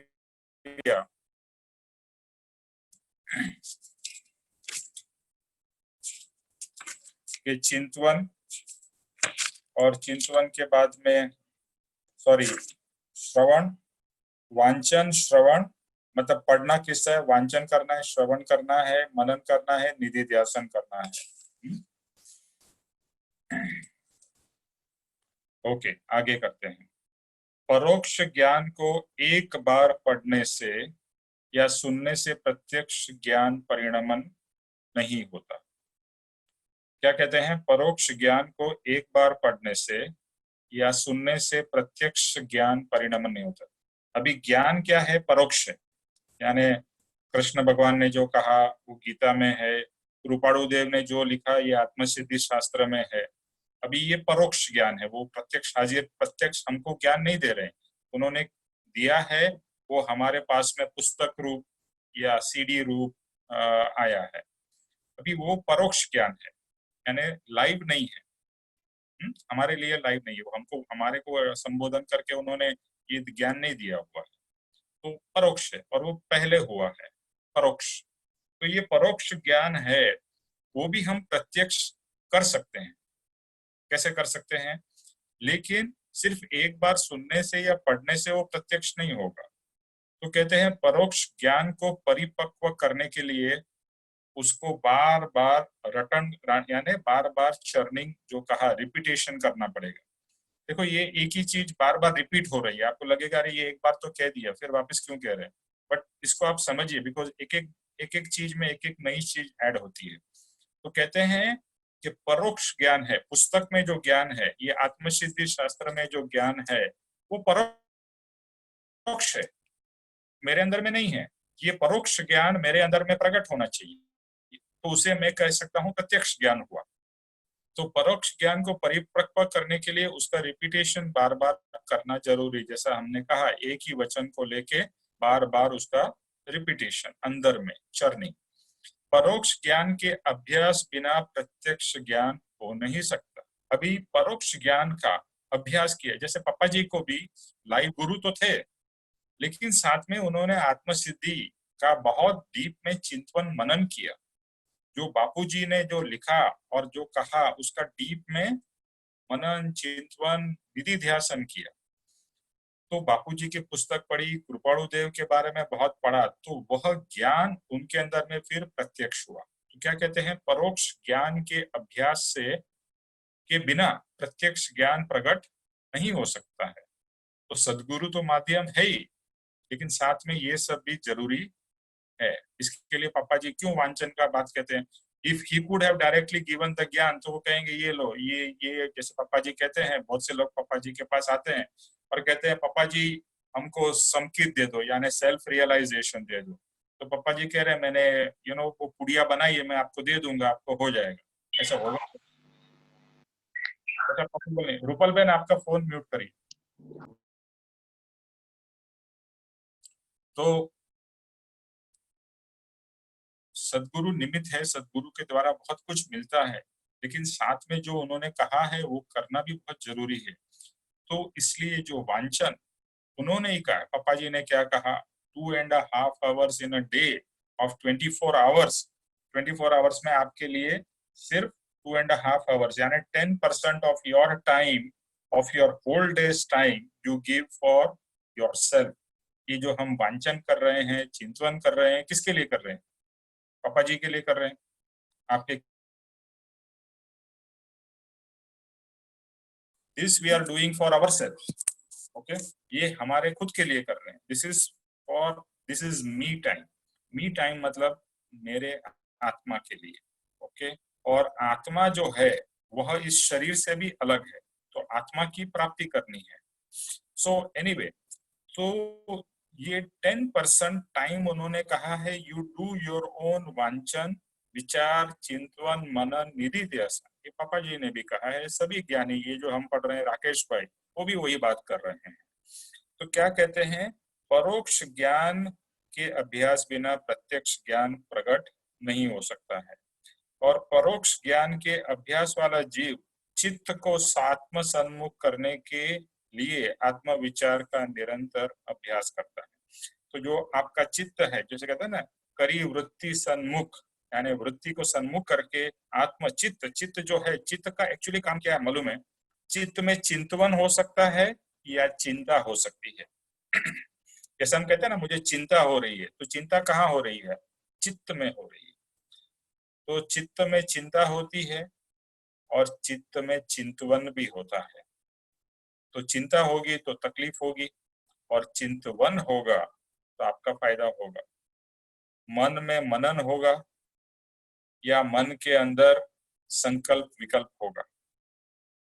संकल्प विकल्प होगा तो आपका फायदा नहीं होगा, और अगर मनन होगा तो फायदा होगा।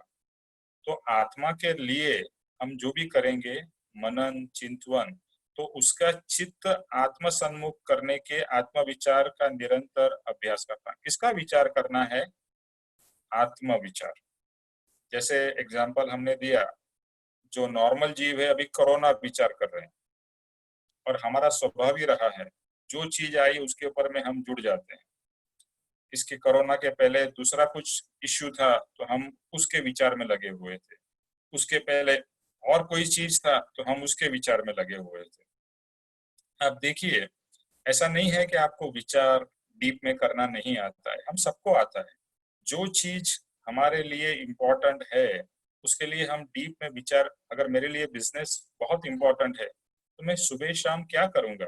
बिजनेस का विचार, कैसे बढ़ाऊं, किस तरह से ये प्रॉब्लम सॉल्व करूं, किस तरह से मैं नया प्रोडक्ट लेके आऊं, किस तरह से मैं ये करूं, प्रॉफिट बढ़ाऊं, बिजनेस का विचार।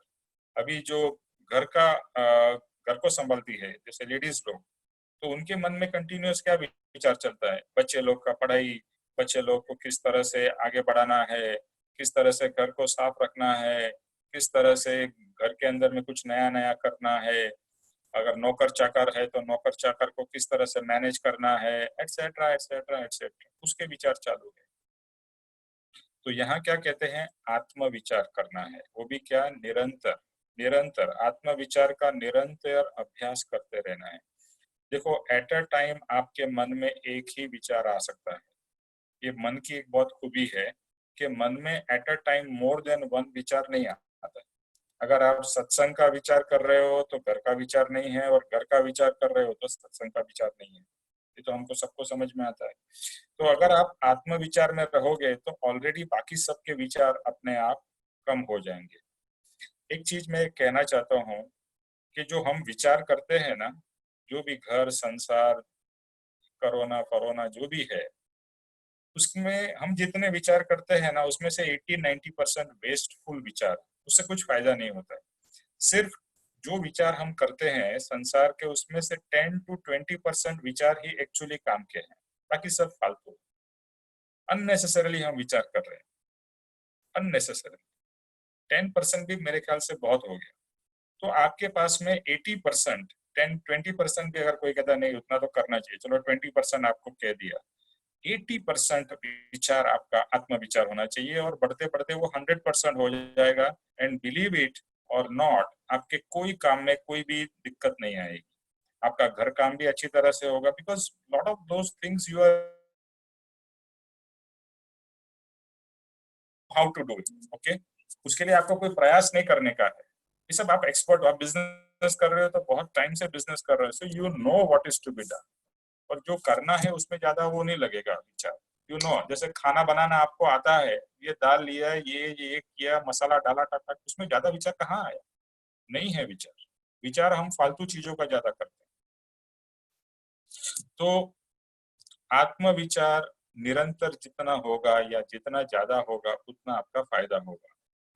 अगर निरंतरता नहीं रहती है तो फक्त मन की ऊपर की गंदगी, अगर आत्म विचार की बात हो रही है, अगर आत्म विचार आपका बहुत लिमिटेड होता है तो फिर सिर्फ मन के ऊपर की गंदगी, मन में है ना बहुत गंदगी भरी हुई है, हमारे पूरे अंतःकरण में गंदगी भरी हुई है। जैसे हम कहते हैं ना ये मार्ग है प्यूरिफिकेशन का, अपने आप को शुद्ध करना है।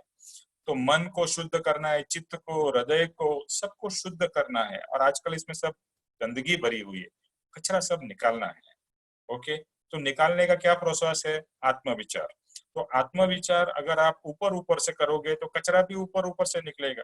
जैसे आप झाड़ू मारते हो, ऊपर ऊपर से झाड़ू मारोगे तो ऊपर ऊपर से कचरा निकलेगा, ऊपर से ही कचरा निकलेगा, अंदर तो कचरा सब वैसा ही जमा रहेगा। तो फक्त मन के ऊपर ऊपर की गंदगी सफा हो सकती है, निर्मलता गहराई तक व्याप्त नहीं होगी। जितना सतत, सतत मीन्स कंटिन्यूअस, उतनी ज्यादा गहराई और सफलता की चाबी है। तो एक ही विचार को आप निरंतर करते रहोगे। आपने रमण महर्षि का नाम सुना होगा। रमण महर्षि ने क्या बोला मालूम उनके शिष्य को? एक ही विचार। रमण महर्षि ने एक ही बोला, हु एम आई, बस मैं कौन हूँ उसका ही विचार करो, बाकी और कोई विचार मत करो। वो खुद भी उसी का विचार करते थे और उनके शिष्य को भी वही कहते थे, एक ही विचार बट कंटिन्यूअस, सतत। Who am I, what am I doing, who am I, what am I doing, who am I, मैं कौन हूँ, बस उसके ऊपर में चिंतवन मनन, चिंतवन मनन। और आपको लगेगा एक ही के ऊपर में कितना विचार कर सकते हैं? एक्चुअली अद्भुत कर सकते हैं, बहुत कुछ कर सकते हैं, जब तक आपको मैं कौन हूँ उसकी प्राप्ति न हो जाए, यानी आत्मा की प्राप्ति न हो जाए। तो कहते हैं जितना सतत हो उतनी ज्यादा गहराई और सफलता की चाबी है, उससे निर्विकारता और उतनी ज्यादा शांति होती है। तो जैसे जैसे आप करते जाओगे तो आप निर्विकार यानी जो संसार के विचारों से मुक्त होगे। देखो संसार के विचार ही हमको दुख देते हैं, संसार के विचार ही हमको विकल्प कराते हैं, टू डू और नॉट टू डू। ओके, संकल्प विकल्प, ये करूं ये नहीं करूं, ये करूं वो करूं। निर्विकल्पता मतलब क्या है? जो है उसको कर डालो, खत्म, फिनिश। अननेसेसरीली विचार करने की जरूरत नहीं है, उसे हम निर्विकल्पता कहेंगे। तो जितनी निर्विकल्पता होगी उतनी शांति आपको अनुभव होगी। ये बहुत ही इंपॉर्टेंट बात है। जितनी विकल्पता, विकल्प मीन्स संकल्प विकल्प, ये करूं ये करूं, ये न करूं ये करूं, ये होना चाहिए वो नहीं होना चाहिए, ये ऐसा अच्छा है ये बुरा है, ये सब विकल्प है, ये हमारे अंदर कंटिन्यूअस चलते रहते हैं। तो कहता है जितना आत्म विचार सतत होगा और गहराई से होगा उतने आपके अंदर में निर्विकल्पता प्रकट होगी और उतनी ज्यादा शांति आपको अनुभव होगी। निरंतर आत्म भावना भाने से या भावन करने से दर्शन मोह का अनुभाग रस मंद होता जाता है। ये तो बहुत ही बढ़िया बात है। क्या कहते हैं? हमारे ऊपर में बहुत सारे कर्म लगे हुए हैं, आपको पता है। और हमने कर्म के बारे में जो बात कही थी कि प्रकार, स्थिति, अनुभाग, हाँ, तो वो प्रदेश। तो अनुभाग का मीनिंग हमने किया था रस या इंटेंसिटी। तो यहाँ पर राकेश भाई कह रहे हैं कि निरंतर आत्म भावना भावन करने से या निरंतर आत्मा का विचार करने से दर्शन मोह का जो रस है, जिसके कारण हमारा आत्मा या आत्म साक्षात्कार नहीं होता है। जी, कृपाणु देव ने कहा है, सिंपली मैं बताऊंगा कि मोहनीय कर्म सबसे भारी है, उसमें भी सबसे खतरनाक है दर्शन मोहनीय कर्म।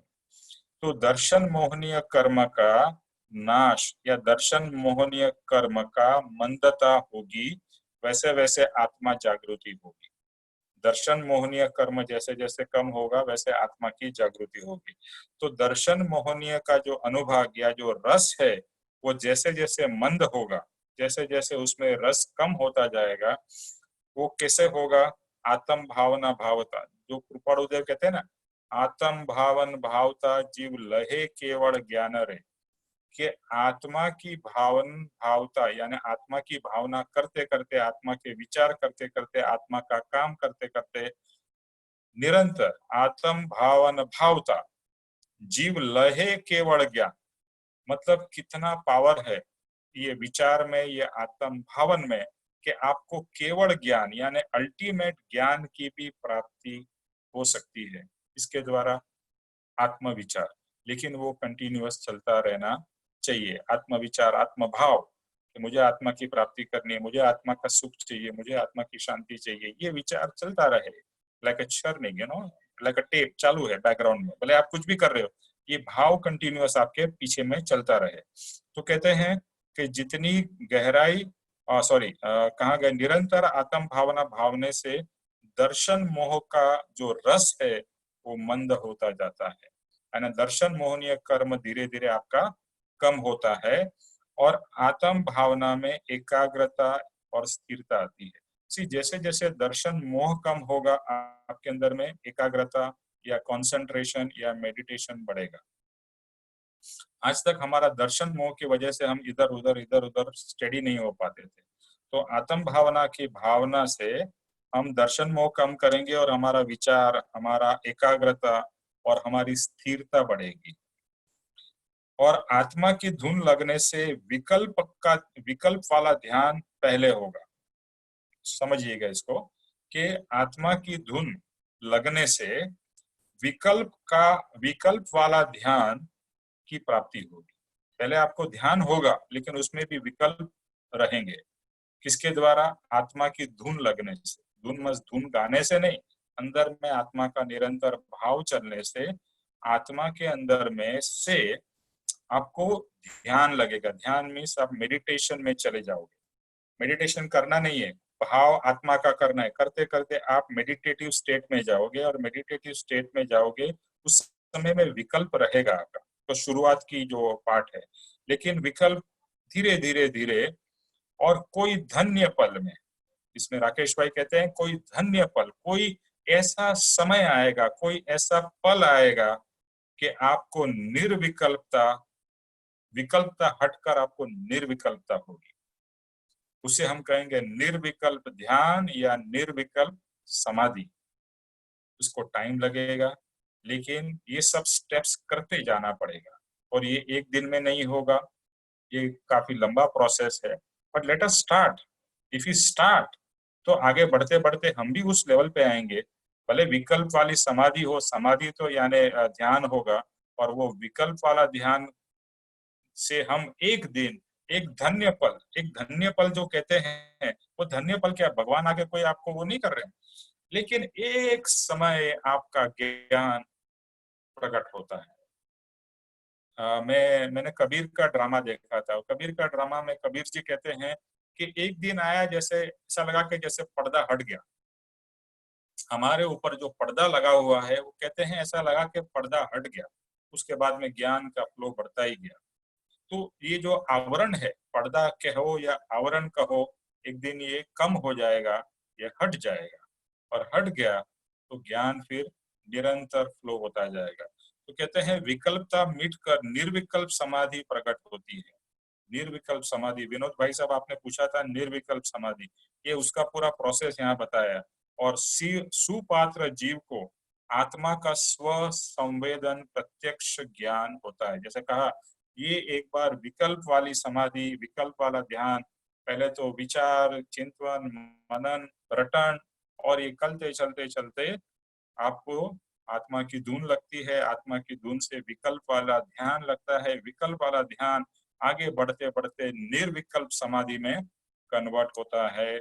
और उसके बाद में सुपात्र मीन्स वो पात्रता प्राप्त जीव को आत्मा का स्व संवेदन प्रत्यक्ष ज्ञान होता है। यह शब्द जरा भारी लगते हैं।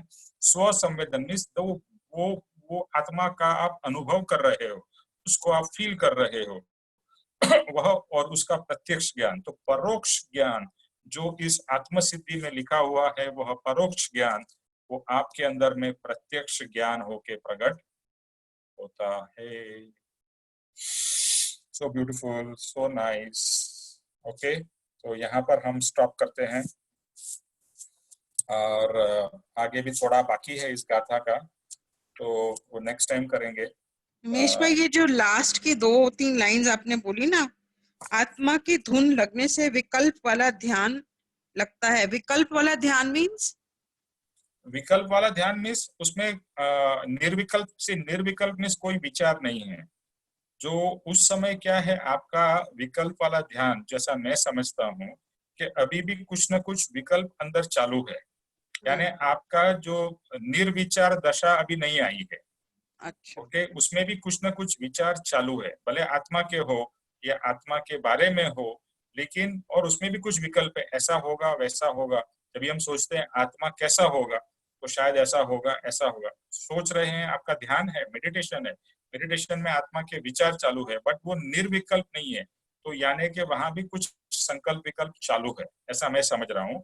इसके लिए उन्होंने कहा विकल्प आत्मक ध्यान की प्राप्ति होती है उस समय, और उसके आगे के स्टेप में बढ़ते बढ़ते कोई धन्य पल में विकल्पता मिटकर, विकल्पता खत्म होकर निर्विकल्प समाधि होती है। उसके बाद में कोई विकल्प नहीं है, कोई डाउट्स नहीं है, everything is very crystal clear, आपको सब साफ दिखाई दे रहा है।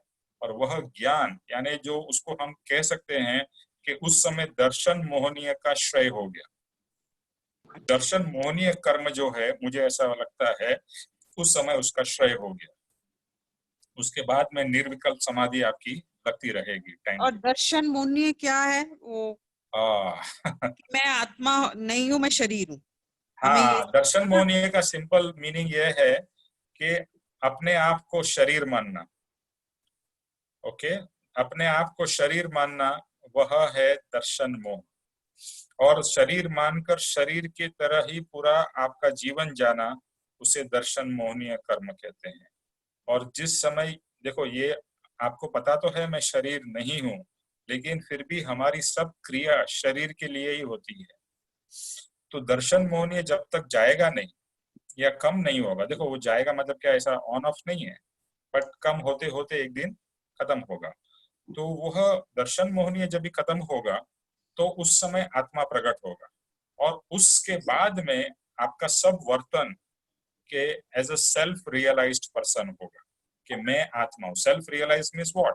That means you have realised that you are atma, self, you are atma, और आपका सब वर्तन उसी प्रोसेस में होता है, सेल्फ रियलाइज्ड फॉर्म में होता है। ठीक है जी। ओके, और किसी को कोई प्रश्न है? हाँ रामदास बोलो। नहीं। अच्छा, विनोद जी आपका प्रश्न था निर्विकल्प समाधि का। हाँ विनोद जी, जी आप हो ना? हाँ मैं बिल्कुल क्लियर हो गया। पहले भी अच्छा। आपने बताया और आज भी बताया, बिल्कुल ऐसा दिमाग में साफ हो गया। जो जरा सा भी धुंध था, डाउट था या विकल्प आ रहे थे, वो सब बिल्कुल क्लियर हो गए। टोटल क्लियर हो गया, मैं समझ गया। ठीक है, मैं भी समझ गया। क्या नाम है निमेश भाई, पिछले 2 साल से मेरे को समझ नहीं आ रहा था, मैं परेशान था, क्योंकि मैं स्वामी विवेकानंद, इनकी हिस्ट्री, लाइफ हिस्ट्री, विवेकानंद और रामकृष्ण परमहंस, इनको पढ़ रहा था मैं। उसमें बार बार ये शब्द आए निर्विकल्प समाधि। मुझको कभी क्लियर नहीं हुआ, मैंने बतेरी किताबें छानी, मैं निर्विकल्प का क्या मतलब, निर्विकल्प उन्होंने ये तो बताया उनको क्या महसूस हुआ निर्विकल्प समाधि, लेकिन इसका अर्थ और या समझ नहीं आया। अब आपने उस दिन बताया और आज बताया, इससे मेरे को बिल्कुल क्रिस्टल क्लियर हो गया व्हाट इज निर्विकल्प समाधि। और उन्होंने जो निर्विकल्प समाधि रामकृष्ण परमहंस ने स्वामी विवेकानंद को कराई थी, और उन्होंने जो बताया था उसमें क्या उन्हें महसूस हुआ, वो बिल्कुल क्लियर हो गया मुझे। और निर्विकल्प समाधि द अल्टीमेट, उसमें ब्रह्म का रूप उनको दिखाई देता है, वो खुद ब्रह्म में हो जाते, पर ब्रह्म वो बन जाते। तो वो मुझे को समझ नहीं आ रहा था, अब बिल्कुल समझ में आ गया मेरे। अभी बहुत समझ बहुत में आया धन्यवाद है। आपका। हाँ, हाँ, अभी समझ में आया है, हम सबको समझ में आया है, लेकिन हाँ, अभी हमारा सबका गोल भी यही होना चाहिए कि हमें भी वो निर्विकल्प समाधि की प्राप्ति करनी है। That is the ultimate. Hmm, वो जो है रामकृष्ण परमहंस ने यही कहा था, this is the ultimate goal, जो उनके भक्त थे या चेले थे, जिनको वो शिक्षा दे रहे थे, उनको कह रहे थे सब जितनी क्रियाएं हैं, पढ़ाई है या जितना विचार है, जितना वो उनको शिक्षा देते थे, उन सब का अल्टीमेट गोल जो है आपको निर्विकल्प समाधि प्राप्त करना है। यानी you are become the God, God ही बन गए आप, ये उन्होंने बताया।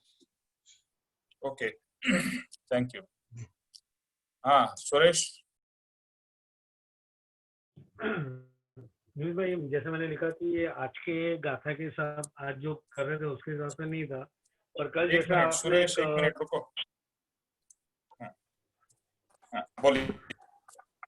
ये जैसे आपने कल कहा था वांछन का जो प्रोसेस करना है, तो मैं कल से शुरू कर रहा था, अचानक मेरे मन में ख्याल आया, उसका डाउट आज क्लियर कर रहा हूँ कि मैं वांछन कर रहा हूँ या पापा जी कृपालु देव के कुछ पत्र आत्मसिद्धि के ऊपर स्टार्ट कर रहा था कल, तो अचानक मन में आया कि मैं जिसके लिखे हुए पत्रांक पढ़ रहा हूँ या विचार उसको वांछन करने जा रहा हूँ, मुझे उनके बारे में ही नहीं मालूम, तो मैं उनकी वो बुक बंद करके मैंने लाइफ स्टोरी का उनका बुक स्टार्ट किया कि मैं सबसे पहले तो उनके बारे में जानूं जिनके बारे में मैं पढ़ रहा हूँ। तो whether that was the right, वो मेरे कल मन में एक विचार आ गया था, तो आई स्टॉप वेरी राइट, क्योंकि मुझे उनके बारे में उनके बारे में जानना जरूरी लगा। एब्सोल्युटली। इसके लिए पप्पा जी है ना, स्टार्टिंग में सबको है ना परम कृपालु देव की जो लाइफ स्टोरी है, श्रीमद राजचंद्र की जो लाइफ स्टोरी है, उसको पढ़ने को कहते हैं। क्योंकि एक बार आप श्रीमद राजचंद्र जी कौन थे और उनकी क्या दशा थी उसके बारे में हमें पता चलेगा, तो उनके कहे हुए या उनके पत्रांक पढ़ने से आपको बहुत ज्यादा असर होगी। ओके, आपके पास में कौन सी बुक है? बुक दिखाओ। मेरे पास अभी अच्छा सचित्र श्रीमद राजचंद्र जीवन दर्शन करके है। हाँ, okay, that is like a pictorial book, और वो बहुत ही इजी है। हाँ, और लेकिन उसमें भी एक एक चीज जो है उनके इंसिडेंट्स ऑफ द लाइफ, वो बहुत ही समझने हैं कि उन्होंने क्या किया, क्यों किया, कैसे किया, किस तरह से, how he progressed in his life of 34 years, 34 years। Okay, जैसे आपने कहा कि पूरा बुक पढ़ने की एक साथ जरूरत नहीं है, 10 पेज एक साथ पढ़ने की जरूरत नहीं है, तो मैं कल वो चीज के ऊपर मैं भी गौर कर रहा था कि मैं इसको स्टोरी की तरह नहीं पढ़ूंगा। Very good. I've got a very limited knowledge about Gujarati language को रीड करने में डिफिकल्टी होती है, पर I am in a better position than what I was earlier. तो मैं अभी क्या कर रहा हूँ कि एक एक सेंटेंस को पढ़ रहा हूँ और उसी के ऊपर में मैं थोड़ा सोचना चालू कर रहा हूँ कि चाहे मेरा कल पूरा में कल शाम को मैं पढ़। आपका थोड़ा वॉइस ब्रेक हो रहा है। हेलो,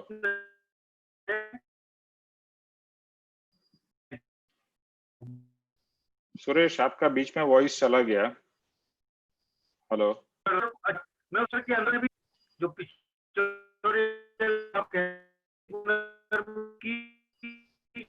जो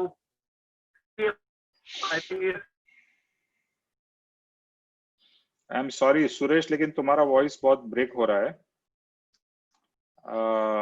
you can write down what you want to से।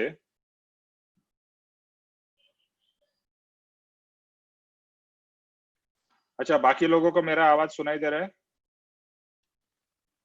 हाँ, दे रहे अच्छा, दे रहे मतलब प्रॉब्लम में हाँ, कभी रेंज का वो सुरेश जी का होगा, उनका नेटवर्क का प्रॉब्लम होगा। अच्छा, ओके, ठीक है। और किसी का कोई प्रश्न है? सुरेश, आपका आवाज सुनाई नहीं दे रहा है, तो आपका वॉइस ब्रेक हो रहा है।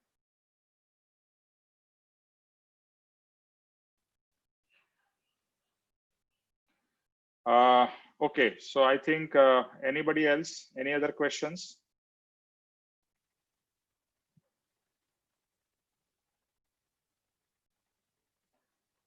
Okay, तो हम लोग फिर आज इधर एंड करते हैं। तो सुप्रिया गुप्ता जी, क्या आप जय स्वरूप ले सकते हैं? Are you able to? Supriya Gupta जी।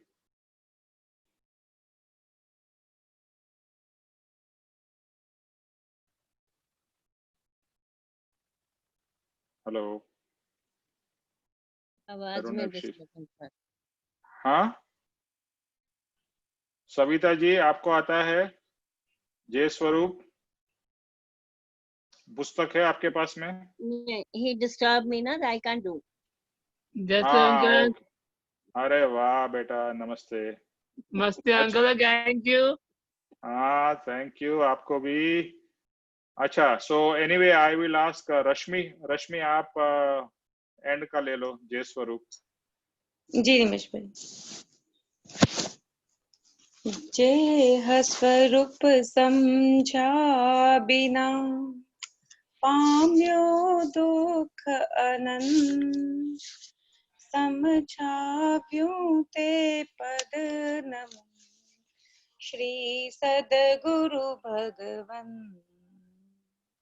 श्री सद्गुरु भगवन परम पुरुष प्रभु सद्गुरु परम ज्ञान सुख धाम जेने आप्यूं भान निज तेने सदा प्रणाम देह छता जेनी दशा वरते दे आती ते ज्ञानी न चरण मा ओ वंदन अगणी ओ वंदन अगणी। हे परम कृपालु देव, जन्म जरा मरण आदि सर्व दुखों का अत्यंत क्षय करने वाला वीतराग पुरुष का मूल मार्ग आप श्रीमान ने अनंत कृपा करके मुझे दिया। उस अनंत उपकार का प्रत्युपकार करने में मैं सर्वथा असमर्थ हूँ। फिर आप श्रीमान कुछ भी लेने में सर्वथा निष्प्रह है, जिससे मैं मन वचन काया की एकाग्रता से आपके चरणारविंद में नमस्कार करती हूँ। आपकी परम भक्ति और वीतराग पुरुष के मूल धर्म की उपासना मेरे हृदय में भव पर्यंत अखंड जागृत रहे, इतना मांगता हूँ। वह सफल हो। ओम शांति शांति शांति। शीश भवर तुम चरणों सेवा हूँ तो मांगू छू देवाधिदेव सन्मुख राखो ने सेवक जाने एवी भक्त जनों नीचे वाणी। त्रैलोक के नाथ महावीर स्वामी भगवान की जय हो। महावीर शिष्य श्री परम कृपालु देव की जय हो। श्री सद्गुरु देव की जय हो। थैंक यू निमेश भाई। जय सद्गुरुदेव। थैंक यू रश्मि। जय सद्गुरुदेव वंदन। थैंक यू जय सद्गुरुदेव वंदन। थैंक यू जय सद्गुरुदेव वंदन सबको। Thanks a lot, that was very nice. Thank you. जय सद्गुरुदेव वंदन। जय सद्गुरुदेव अंकल। जय सद्गुरुदेव वंदन। जय थैंक यू सद्गुरुदेव अंकल, वंदन। बहुत बढ़िया किया अंकल। अरे वाह। आप एक काम करो सविता जी, उसका वीडियो तो दिखाओ, लेट मी सी हिम। अच्छा एक मिनट निमेश भाई। जय सद्गुरुदेव वंदन निमेश भाई। हेलो सुनीता जी। जय सद्गुरुदेव वंदन। जय सद्गुरुदेव वंदन। Thank you uncle, thank you. अरे वाह जय थैंक यू सद्गुरुदेव अंकल, आपने वंदन। बहुत बढ़िया बोला अंकल। अरे वाह तुमको समझ में आ गया। मुझे लगता है इसी को ही समझ में यस आत्मा तो सब निमेश ग्रहण भाई कर ही इतना रहे ना। खुश होता है, इतना खुश होता है, मेरे को बार बार कहता है देखो गुरुजी आ गए। अरे Guruji. Thank you. He is so happy. I know. Thank you. We are so happy to see him. Okay बेटा। Thank you uncle. अरे वाह भाई वाह वाह। So beautiful. Okay. See you tomorrow. Bye. Yes. Yes.